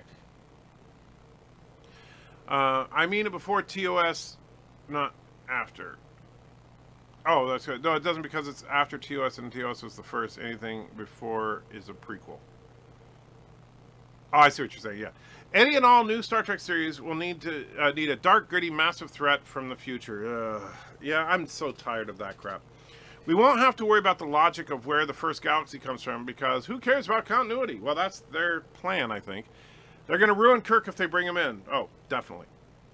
Hey, how can anybody know your sexuality if you don't just rub it in their face? Well, that's true. That's why Jet, I'm a Lesbian Reno, is named Jet, I'm a Lesbian Reno. I think that's her legal name. If they recast Kirk, I'm out totally and utterly. That's my bridge too far. I would have a tough time watching it. I'm not going to lie. The Star Trek Enterprise. Do you think the future show should have a ship named after a character, USS Kirk, Spock, or anyone else? I wouldn't be object to it. I think they mentioned a USS Kirk in Deep Space Nine, though. Wait, remember how they ended Star Trek Enterprise? What did they end Discovery as a holodeck simulation created by Barclay? Boom. No, created by Wesley Crusher. Anything before the original is a prequel, even if it's an earlier prequel. Even if it's after an earlier prequel. Yeah, I tend to agree. Retcon! What about a USS Galaxy series? Yeah, but I hate the Galaxy class, so... It was the Potemkin and the Ultimate Computer. Thank you, Richie. Wasn't the Potemkin an Excelsior? Well, that's a lot of these. Remember, a lot of these names got reused in Next Gen as Excelsior class because for some reason in Next Gen the only you saw Miranda class and Excelsior class, but no Constitution class because reasons.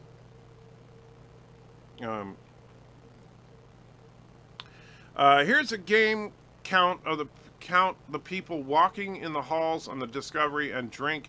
After you count to 10. Usually there's 20 to 30 background people on a ship that big and a crew of 160. It makes no sense. No. It also makes no sense that they have roller coasters for their elevators and pinball machines to launch space pods. What about the Star Trek series aboard a dreadnought? Again, I don't want to see bigger and badder. I'd rather see something limited. I'd like to see a series on a Miranda-class ship. I want to see it scaled back a little bit. Or how about, I always forget, a Nova-class ship. Something small. Can we actually have an episode where Michael Sue has to make sure she wasn't born and actually a good show takes over STD? I would be down for that. What about a series based on the mirror universe? This could be Game of Thrones, Trek, if done properly. I stress if. Yes and no. Here's what I would do. If I was going to do something in the mirror universe, I would make the main characters of the story be a group of people from Section 31. And of course, in the mirror universe, Section 31 are the good guys. How about a series with Miles and his journey to get a wrench? Nah, boring. Because you all know that that one's just never going to end. That's okay. I had to look it up on Wikipedia. I knew the other three. That's all right. Well, you know, we're all only human. There's a place in this timeline that really is... the place in the timeline really isn't really the issue. The series just needs to tell some actual Star Trek series. SED doesn't even tell a single one. Agreed, Loquicious. I do think that's the biggest problem. It's not when it takes place. It's the writing. Bring in Gary 7. Ugh, that was a bad idea. Hey, Anti-Trigger. Speaking of cool Trek series, how did you like the powering up scene of the USS Defiant Bridge in the Enterprise, and Mirror Darkly? Mirror Darkly is my absolute favorite Enterprise episode. The two-parter. I loved every single minute of it. And yes, the powering up stuff was awesome. I love the fact that they faithfully, not only did they faithfully recreate the bridge, but they faithfully placed everybody where they were when we saw, like, the captain on the floor with another officer with his hands around his throat. Everything was set up perfectly. But yeah. Let's see. Where was I? Oh yeah. Are we sure Jet Reno's a woman? No. They will bring... So maybe when you said my wife, it wasn't a big virtue signaling I'm gay thing. Maybe she's just a dude. They will bring in Ensign Kirk as Tilly's bookworm assistant. Oh, jeez. I could actually see them do that. USS Sam Beckett. Okay. Alex Brooks throws $2.99 into the chat. Thank you so much. Says, my favorite YouTube ever, the day that disco died. Well, thank you. If you mean I'm your favorite YouTuber, thank you, Alex. I don't deserve that, but I thank you because you're awesome and you gave me money, so I have to say thank you.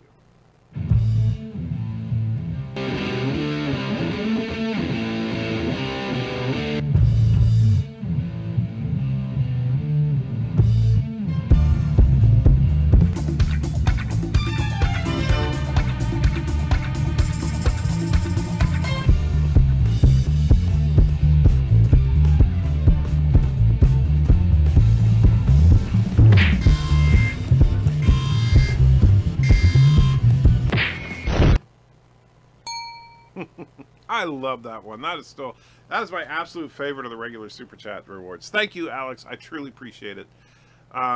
Did you see that article about STD is the fourth most in-demand streaming series? I have not read the article on it. I heard somebody talking about it, and then if that's got to be a lie. Why do you hate the Galaxy? Do you hate all versions of the Galaxy or just the Season 1 version? Well, if it's shot right and lit right, it can look better than in other stuff, but overall, I just don't like the design. I think that the primary hull is too big. I think the warp nacelles are too small. The secondary hull, the general shape of it is okay, although the curved warp pylons make no sense whatsoever. So I just think it's a piss-poor design. Sorry. Compared to every other ship that bore the name Enterprise in Star Trek, the Galaxy is by far my... Well, okay, I take that back. The Universe class is my least favorite. The Galaxy is my second least favorite. Let's see. Where was I? I might be able to take it if they let Vic Mangle... I don't even know how to pronounce Vic's last name, play Kirk. But given the anime gate, I doubt it would ever happen. Well, I don't know who Vic is, but I'll take your word for it. I came in, said hi, left a couple of comments, and now I'm good to go. Well, Quantum Leaper, I'm glad you're good to go. Does that mean you're going? Brad Noble says Kirk will be Mikey Burnham's sassy mad. I assume I'm supposed to know what sassy mad means. I need to go to bed now. Have a good night, guys. Good night, Quantum Leaper. You probably already left because I'm so far behind, but thank you for hanging out with us. Brad says, made even. Oh, Kirk will be Mikey Burnham's sassy maid. Wow. I hope not. That would be really, really bad.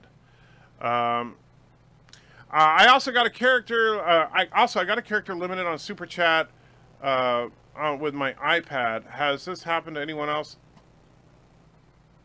I don't know. Bye, QL, says Hector. Oh, Hector is talking about Quantum Leaper, yes. Trek series on a work bee. Series on a worker bee. Thomas and Mr. Captain are thinking exactly the same thing at the same time. Kind of creepy. Daniel's Hot Top says, oh my god, oh my god, oh my god. I would love, love, love to see a Trek series on a Dreadnought. I wouldn't, because I don't think that giving a ship more and more and more power takes away the drama. Alexa Legend says, what about the USS Sovereign series? No, no, no. The USS Prometheus or the Thunderchild series? Again, I don't want to go bigger. I want to go smaller. I want to limit the technology to create drama. The thing about Kirk and crew is they couldn't just change the deflector dish in every episode to emit a different type of radiation to solve the problem. I wonder what a Mirror Universe Khan would be. He'd be a really sweet, caring man. Spock and Mikey secretly adopt Kirk. Oh, jeez. A series on a Admiral Secretary. Okay. We can make a video game where Miles battles level after level of minions only to learn that the wrench is in another castle. Yes. An Admiral show versus the Dominion all in now. That could be interesting. A show about the Admiralty and dealing with the Dominion War. I could... damn, the Galaxy class is my favorite ship, but that's okay, Lex. You can like the ship. I just don't. It's not a big deal. I still watched all of Next Gen, just because I was like, don't care for the ship that much. Same thing like with the JJ verse. I do not like the Enterprise redesign in the JJ verse, but I still watch the movies and I liked the first two. I hated the third one, but you know. The Galaxy class is god-awful, looks like a beach whale. that's one way to put it. I always thought the Enterprise should have ended with Archer looking in a mirror, wondering why he hasn't leaped yet. That would be funny. Universe class, what's that? That is a briefly seen version of the Enterprise from the distant future, the Enterprise J from an episode of Enterprise. Minyana. Minyana. Oh, how to say that name. I was like, what are you talking about? So Nick, or Vic Minyana. Vic is in Star Trek Continues. He plays Kirk. Oh, I see. Not a big fan of Star Trek Continues. I'll be honest with you. I mean, yeah, he's all right, but no. How mad would the fan base be if USS Discovery was called Enterprise? Very mad. While I do like the Galaxy class, Intrepid was my least favorite till STD. I cannot disagree about any of the reasons you list for not liking it. Well, that's the thing. And it's completely subjective. That's just my taste compared to yours. And that's all right. If you like it and I don't, that's okay. If you and I were each to have a starship, I wouldn't pick the Galaxy class for my ship. I would probably pick a Constitution, which would be stupid because then I would lose in any fight. I read something someone wrote online. He writes, space is dark. Why can't Trek match the environment in which it's based? Okay. Hey, Anti-Trekker, from TOS, TNG, DS9, and Voyager series, is there any character that could be successful with their own series? Well, that's an interesting question because in Star Trek, it's not about an individual, it's about the group, right? While Kirk is the main character of the original series, Kirk by himself doesn't make Star Trek. You have to have Spock, McCoy, Scotty, Uhura, Chekhov, Sulu. That makes the show. Picard is the main character of Next Gen, but same thing. You can't have Picard without Riker and Troy and even Wesley and Geordi and Data. You've got to have that ensemble cast for Trek to work. That being said, I think that you could pull... I think if you wanted to do something really off the wall, do a Quark series. Like after he leaves Deep Space Nine and tries to start a business empire somewhere else. You want to do something weird? Do Quark, the series. Starship Discovery ships are the Thunderchild is an Akira class heavy escort. I do like the Akira class. It's not a bad design. Alexia, call mom. And let's see. The Earth Space Dock series. Would be kind of boring. How about a series set on a Daedalus class leading up to the Earth-Romulan War?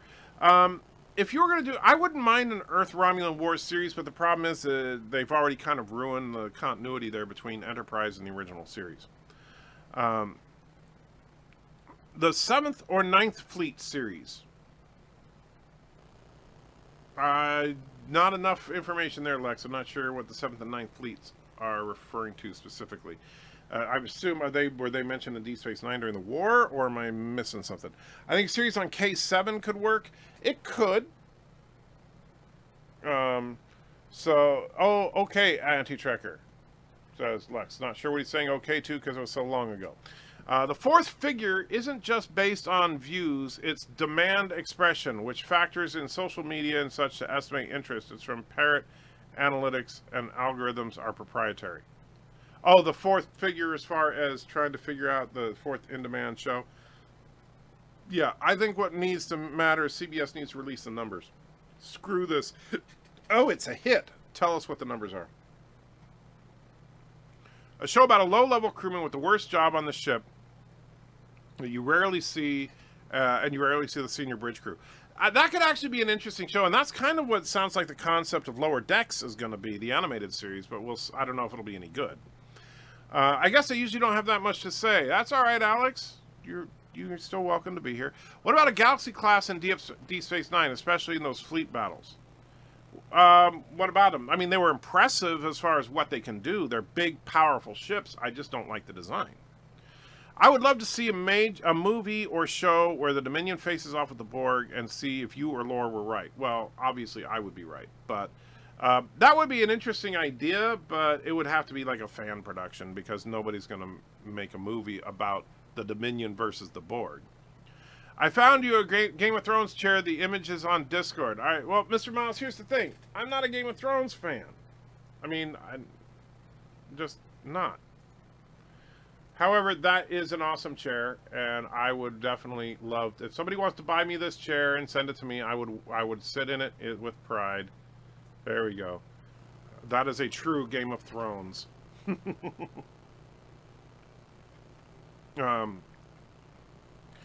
Let's see. Gotta go, guys. All right, Richie, have a good one.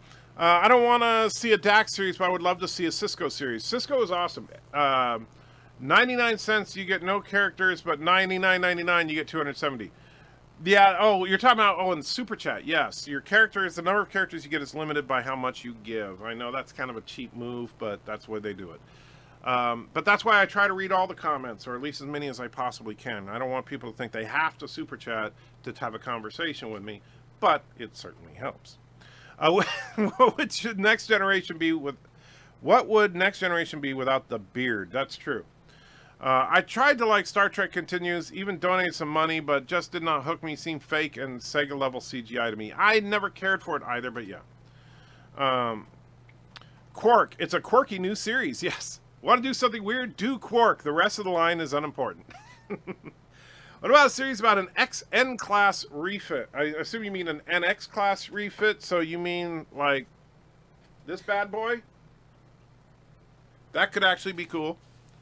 If you wanted to go back then. Come to Quarks. Quarks is fun, yes. Worf opens a triple store. What was that? I'm trying to remember the episode where Quark was doing that advertising. That was hilarious. Worf opens a triple store. That would be horrible. How about the something on the bridge Packard meets Quantum Board Hive chick and say that the Cape was not right for wine, a cooking show? Brad, I think you've been eating something that's not legal in the state that I live in. Worst job cleaning Birdoprey's vacuum. Oh, there you go. Birdoprey, you heard it. And he'll be watching this tomorrow, so don't worry, Thomas. You're in the clear until tomorrow. They already did a Quark series. No Ferengis, but a couple of twin babies. Well, if you mean the Quark series about the guys that were space garbage men, I remember that show. The 7th and 9th Fleets were at DS9 and fought the Dominion. 7th Fleet was decimated at the Battle of Tyra. The 9th Fleet was responsible for DS9's defense in Season 6 and beyond.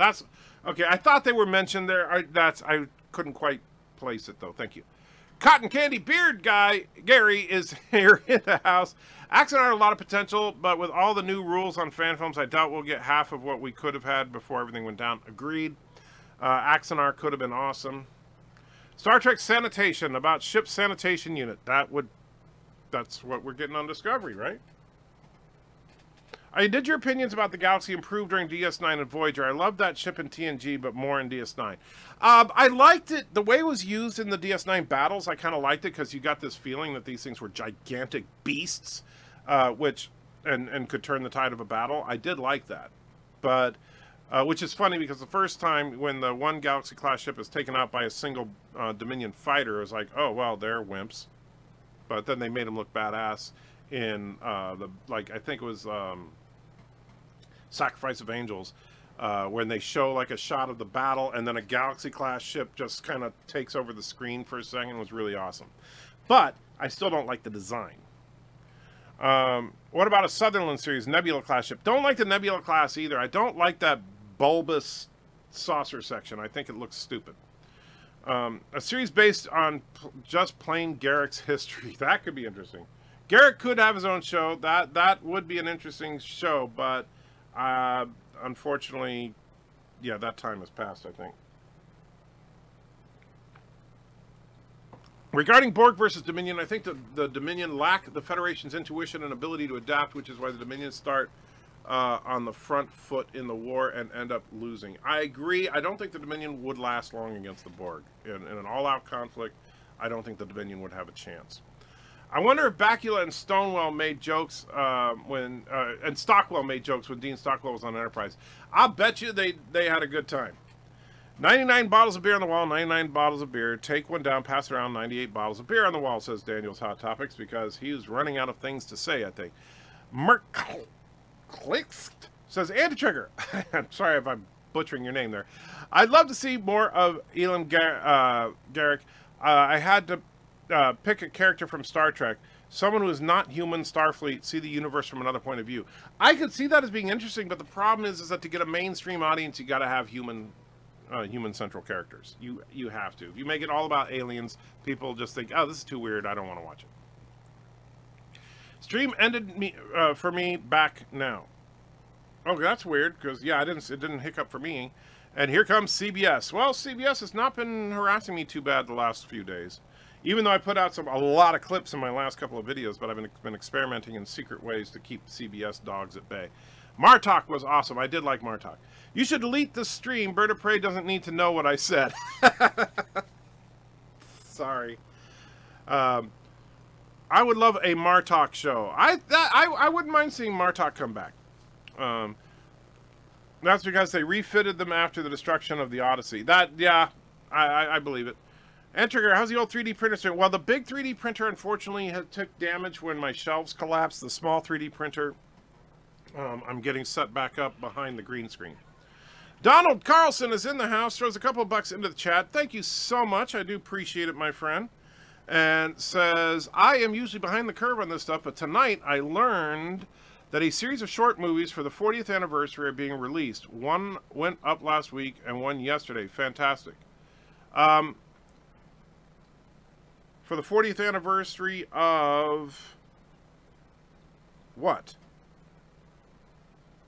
I'm not 100% sure what you're talking about, Donald, but it sounds interesting. A series of short movies for the 40th anniversary of something has been released. One went up last week. I need more information, Donald. Don't leave me hanging, my friend. Lux says, also, I find it weird how they actually made two different Nebula-class models for the USS Melbourne. I mean, the design was different from DS9 and TNG when showing Wolf 359. Well, the USS Melbourne in TNG for the Wolf 359 was an Excelsior class. But, yeah. And I can't remember what it was on DS9. But it just got replaced. Or are you talking about in the Battle of Wolf 359? Did they show the Melbourne in the battle? In the DS9? I'd have to go back and look at it. There was a YouTube show called Space Janitors, if I remember correctly. It was basically about a group of janitors and low-level personnel on a Star Wars spaceship. That would be fun. Okay, I can understand you not really liking the Nebula class, but is the Galaxy better looking than the Nebula or the other way around? Also, what's your opinion on the New Orleans class? Well, I do think the Galaxy looks a little bit better than the Nebula class. As far as the New Orleans class, even though I know that name, it's not, unfortunately, ringing a bell, so I'm going to look it up real quick to jog my memory. New Orleans class Starship. So that looks like that's one of the Discovery ships, isn't it? Or no, this is New Orleans class frigate. It's an interesting one. As the Kyushu is one that I remember, that was from Wolf 359. So bring it. Well, that was stupid. Now I made everything on my screen disappear. Hold on, guys. I hate that. Funny thing about Windows, if you have a window that you jiggle the wrong way, then all of a sudden everything on your computer disappears. So, all right. So here's the New Orleans class. I mean, it's not the worst design ever. They streamlined the saucer a little bit, which is a good thing. Swept the pylons and made them a little more straight, although they still have that stupid curve thing at the end, which is stupid. And the secondary hull, I think, looks a little out of place on it, but yeah, it's got potential. And let's see. Garrick is great. Garrick, the Obsidian Order, post-Romulus destruction will be great. I could definitely see it, but the problem is that you're not going to get a general audience on board with a Garrick show. You had to refresh too, Mr. Miles. That's weird. Yeah, because on mine, I have not seen a single hiccup tonight, which is unusual. 2 Defiance versus an Akira. The 2 Defiance would completely kill a single Akira. I'm sorry, the Defiant would outmatch the Akira. I think it's Thomas trying to hack YouTube to delete the video while it's still streaming. It's not going to work, though. Dorn pitched a Klingon series a few years ago, but it was turned down. Yeah, I don't... you can't... The problem is I know you guys... You're... Like me, you guys are the hardcore nerds, right? We would love this stuff. We would love to see a Klingon show, a Cardassian show, a show that, you know, only took place in the Delta Quadrant or whatever. But the problem is that the network has to consider a general audience. They have to have general appeal or they can't sell the show. And as such, you've got to have humans. You absolutely have to make... Or aliens that look exactly like humans. You know, there's a reason that Luke Skywalker didn't have scales and horns and, you know, that nobody would have gone to see it. Ducat said not to underestimate Federation engineers. Well, that's because they can turn rocks into replicators. Isn't that what the one guy said? There were 2 USS Melbournes in Wolf 359. Well, that's... in the Wolf 359 wreckage, the Melbourne was a Nebula, but when they showed the Battle of DS9, the Melbourne was an Excelsior. Are you sure that the Melbourne was a Nebula in the wreckage? Because I don't remember that they showed the actual name of the ship when they were on the hull. Because when they showed the Melbourne at the beginning of the episode, Best of Both Worlds, it was an Excelsior. Remember, that was Admiral Hansen's ship. And they showed that ship, and that's the ship that Shelby was on before she transferred to Enterprise. But they were both an Excelsior and a 4 nacelle Nebula class that simultaneously fought at the battle. Well, but there were a lot of ships at the battle. But New Orleans class looks like an Akira and a Galaxy class had a baby. Yeah, kind of. Thomas says, I have a New Orleans class, man. Of course you do. You have all of them. Garrick and Martok Party Hour. Donald's referring to Aliens 40th anniversary. Oh, really? I didn't. So that is actually really cool. And Donald, where'd you go, man? You drop a super chat and disappear. I mean, I love you, man, but you're always lurking. I wouldn't mind a New Orleans class series. The thing is, it's not about what class of ship it is. I mean, granted, I know that, you know, everybody has their favorites. Like, I like the Connie, right? That's all fine and dandy. But that's not the important thing. The important thing is, can you create a compelling story and interesting characters and all that? And so far, they've failed horribly at that.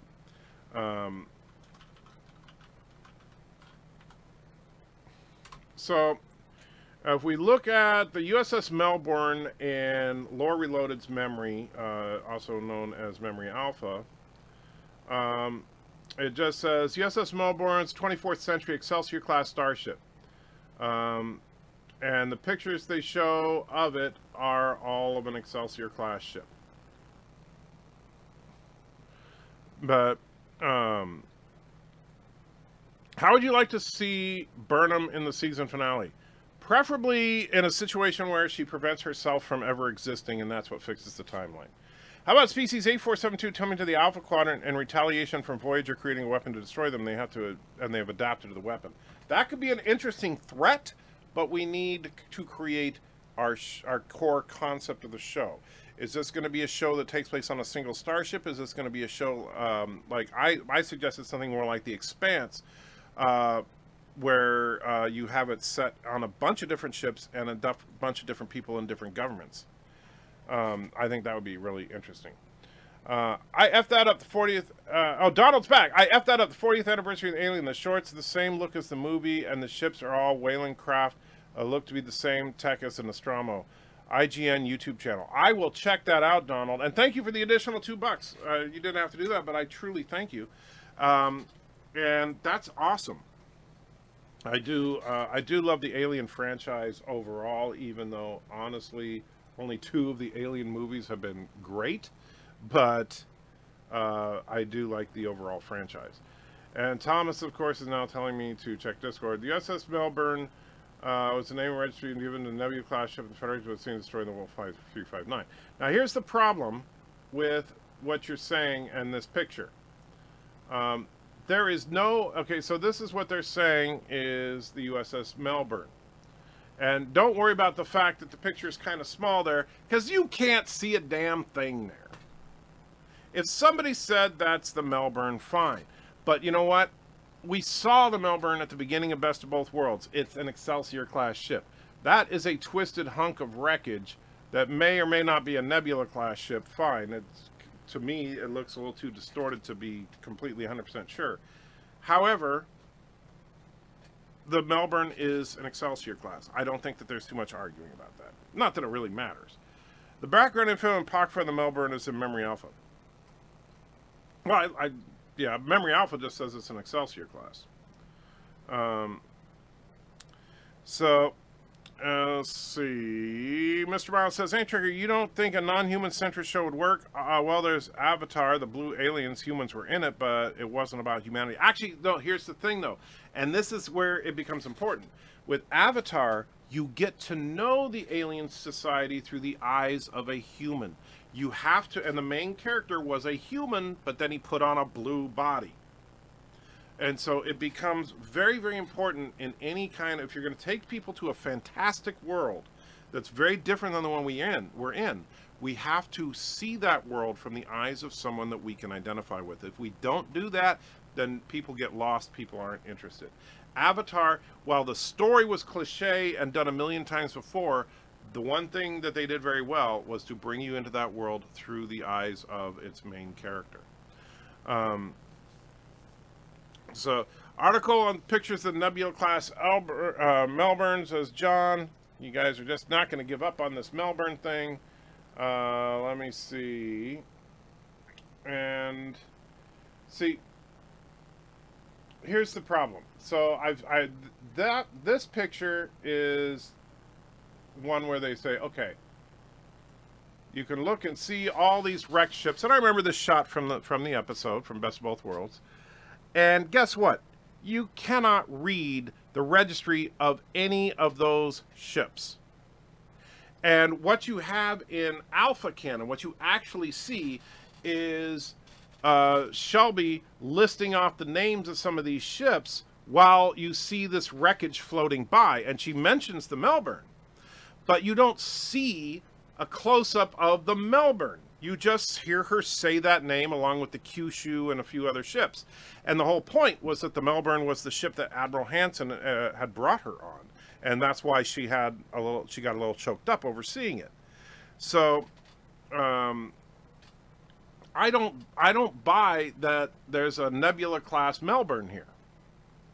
I'm sorry, I just don't. And Now, granted, I'll have to rewatch Best of Both Worlds, but I don't think there's any on-screen evidence to that. Everything that, as far as I've seen, as far as the Melbourne not being a Nebula-class ship, has been apocryphal. And what's the point in fighting over something apocryphal that contradicts what we see in actual canon? So Sci-Fi Sit Down is in the house, says, hey, Anti-Trekker, sorry I'm late. Well, it sucks because I'm going to be wrapping it up here in just a moment, but I'm glad to see you anyway. Hello, my fellow Stargate fan and nerd, Mr. Miles. Am I the only one who would just love to have my own version of Cisco's mother-loving pimp hand? I would call it Justice. I would, yeah. That is a badass ship. Even though I'm not the huge fan of the design of the Defiant, it is a badass ship. And total props to SF Debris for coming up with the Ben Sisko mother effing pimp hand. I do love that name. And then stolen promptly by Lore Reloaded. So Cotton Candy Beer Guy says, too bad CBS turned down the Seth when he pitched a Trek show because he's doing it better with the Orville. If only his Trek show instead of STD, we might have a great Trek show. I agree. It's a crying shame. The submarine doesn't give the name of the Admiral's ship. Yeah, but in the episode it does. If you watch the episode, in fact, they talk about the Melbourne. The Melbourne is the ship that Riker is offered, and it's the ship that Shelby and Admiral Hansen came over on. I made it for the end. I was just at a Cybertronic Spree concert. No idea what that is, Travis, but I hope you had a great time. Ship names are reused. Not all the Enterprises, for example, are the same class ship. Yes, but you don't have two Enterprises at the same time in the same Navy. Navy meaning Starfleet. Nightbreeze throws a buck in. Thank you so much, Nightbreeze. And says he wants Super Chat number 7. I shouldn't say he because I don't know for sure what your ethnicity or what your gender is. Or your ethnicity for that matter. So, but Super Chat number 7 it is, my friend. Let me bring that bad boy up for you.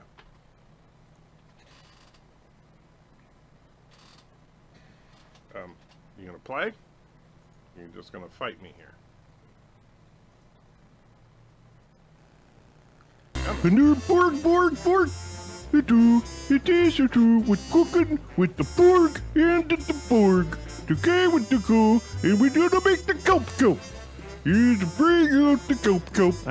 Yeah, okay. Okay, kelp, get it in the pot. Get in the pot here. And then the wheeze the stir the kelp. That's a good kelp. Okay.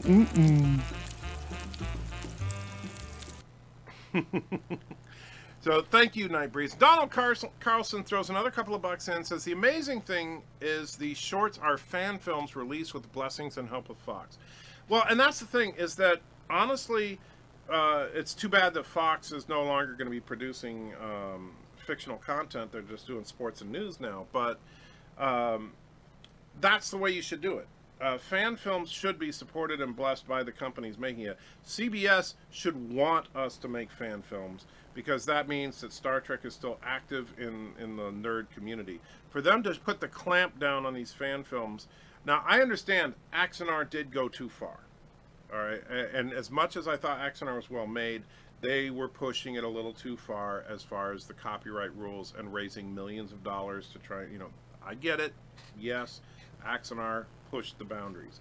That being said, for CBS to come out with all those rules and regulations for it, I think is just a bit much. I think that they should have just limited it to, you can't do a quote-unquote professional production, that you can't have every, paid actors and pay scale and all that. And, I get that. Let's see. I'm simply trying to tell you something. I see something you don't. Sigh. Well, no, it's all right. It's no big deal. I mean, if you believe that there's a Nebula class Melbourne out there, that's fine. However, to me, it's like it's unnecessary to worry about that because we saw the Melbourne at the beginning of the episode, and we know it's destroyed. That's really all. The legacy of the Melbourne is it was Admiral Hansen's ship. Nightbreeze says, I am the cause of all the world's problems, a white male. Oh, shh. don't say that, because your name doesn't necessarily imply that, so you can get away with stuff until you come out. 20th Century Fox, there are far more than what... These are far more than what Axonar did. Well, yeah, I get it, but 20th Century Fox obviously wanted to encourage it. You know, I don't know. CBS, they've got the wrong attitude, but they don't understand the value. That's the sad thing about CBS. They really don't understand the value of Trek as a franchise. They don't understand how much money they could make off of us, right? They don't get it. And if they did, they would be making good Trek, because they want our money. Just like I want your money, right? But I'm not going to say, F you guys! You know, if you don't like my show, it's because you're a bunch of jerks. You know, no, I'm going to adapt and try to make my videos as good as possible for you guys. So, but that's the problem with CBS. The Nebula Melbourne at Wolf 359 was from a TNG short story and not actually seen on screen. Okay, I don't know about this TNG short story. Was it a fan-written short story? Thomas Pass does not count Mr. Miles. I'm not sure why, but okay. And now Lex the Legend is sending me something from PBS. I have no idea what. Let's see.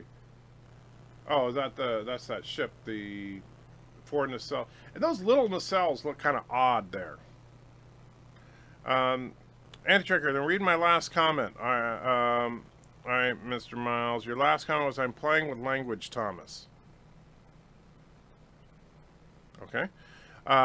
But you also said the Enterprise C was in service at the same time as the Enterprise D for a very, very short time. You said doesn't happen, unsubbing.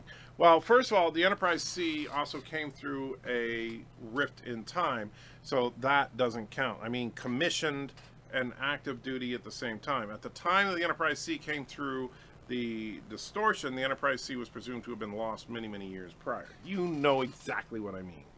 All right, guys, I am going to wrap it up. Otherwise, I'm going to be here all night. And as much as I would love to be here all night, I do have to get up in the morning. And, yeah, I'm not doing this full time yet. I do hope one day to be. And if we continue to grow as we have been, that day will come. So that's my ultimate goal. Then JJ goes out there and says CBS is wrong. No sway.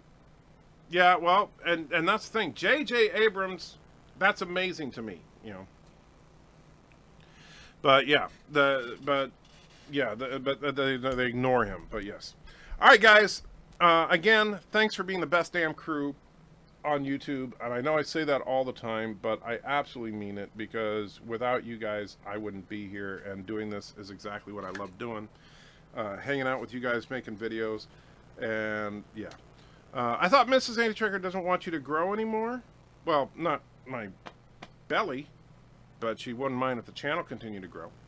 And Brad Wolf, yes, thank you so much, my friend. Mrs. Anti-Tracker is almost all the way back to 100%, and so I'm looking forward to being able to sleep in my own bed in the near future, because I've been sleeping in the guest room because I don't want him to, or don't want him, I don't want to get sick, because I don't have any time off because of all the crap that we've been through. But I'm not here to play a violin. I'm here to say good night, everybody, and remember to life is just crap, so give some life to the toilet, because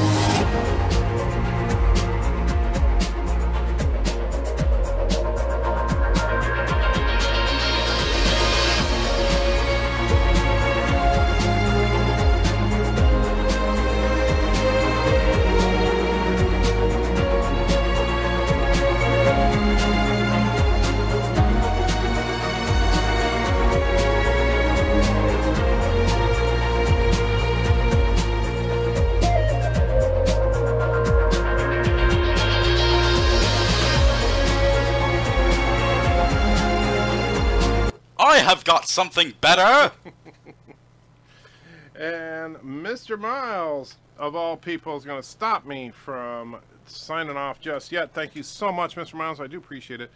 Loquisha says, I'd love a Gary and Anti-Trucker stream. Yes, Gary and I have talked a little bit about it. We're planning on doing something together in the not-too-distant future, in like a Friday night stream or something.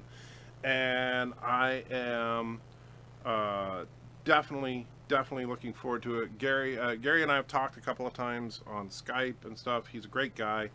And even though we disagree a little bit on some stuff, doesn't matter. He's a good guy. And that's what it's all about. We're all the same family, and we need to learn to be accepting that not everybody's going to agree on everything, but that doesn't mean you have to be a dick about it, you know, and Gary's not. Brad Wolf says, I love the I've got something better. It warms my heart every time I see it. I don't know why. I love that too, and of course always makes me think of James, aka Captain Batman, who unfortunately I think is no longer with us right now, even though he was here earlier. For $1 a day you can feed an anti-trucker near you. That is very true. You know, I thought about it. It's like, it's so funny because you always dream about this stuff, like how successful could you be as a YouTuber? If all of my subscribers registered on antitrucker.com and gave you know, $5 a month, man, that would be crazy. But I understand, you know, most people can't do that. So, but man, that would be awesome. All right, Mr. Miles, come on now. You put the brakes on the credits, so you need to pick a super chat reward. Don't leave me hanging here, or else I'm just going to abandon you. Love the full-hour video disco spinning spot. Glad you liked it. I felt nervous about putting it up because it's such a silly video, but a lot of people watch it. I think it has over 1,000 views now, so obviously some of you guys are just crazy, but then again, crazy is like, we see a lot of that around here. Andrew says, Andrew, not a super chat request, but I do want you to do an outro like you're ending a normal video, not a live stream. Oh, I see. For the for you cutting out that article. Okay. So, all right. So this is for the article that I read earlier, just so you guys know. That's what Mr. Miles was requesting. So, bottom line is that this article is really the very definition of fake news, and that we need to understand that, you know, the show's going to be what it's going to be. It'll unravel over the next few weeks, and hopefully we can keep our fingers crossed that they do something halfway decent, but frankly, I'm not all that confident. Well, take care. How's that, Mr. Miles? Does that work for you? Now, of course, he's going to leave that part in, too, just to be a dick. All right, so with that, I'm going to once again say have a great night, and remember to tip your anti-trucker. Get it? 'Cause, that's...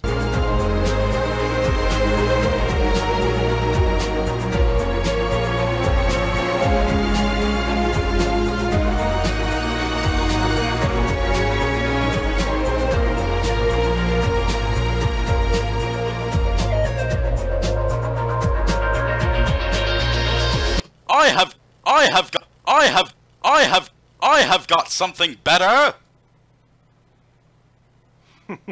See what I did there, the Fed? 5 times he kind of spattered there.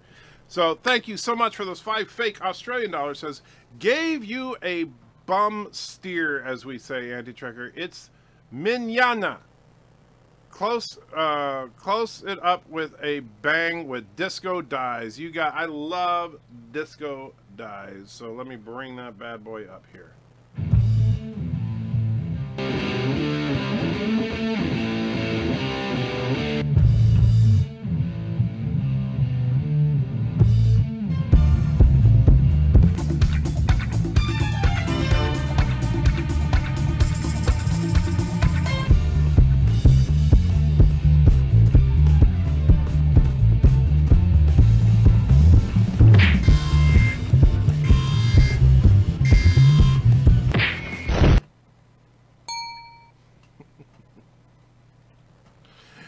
All right, thank you so much. And by the way, no, I'm not going to call you a bastard right now, the Fed, because you see, now that title generally is reserved for James, Captain Batman, because he'll throw that $1 in, and he always tries to wait till the last possible second just to stretch things out. And that's why I've had to go to a policy of letting the credits continue to roll. Otherwise, when he's there, I would never get out.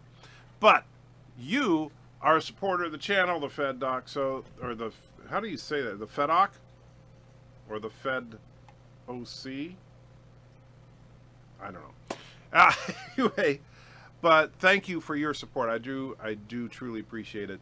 And remember, life is just a song, so don't sing like Lore Reloaded or Bird of Prey.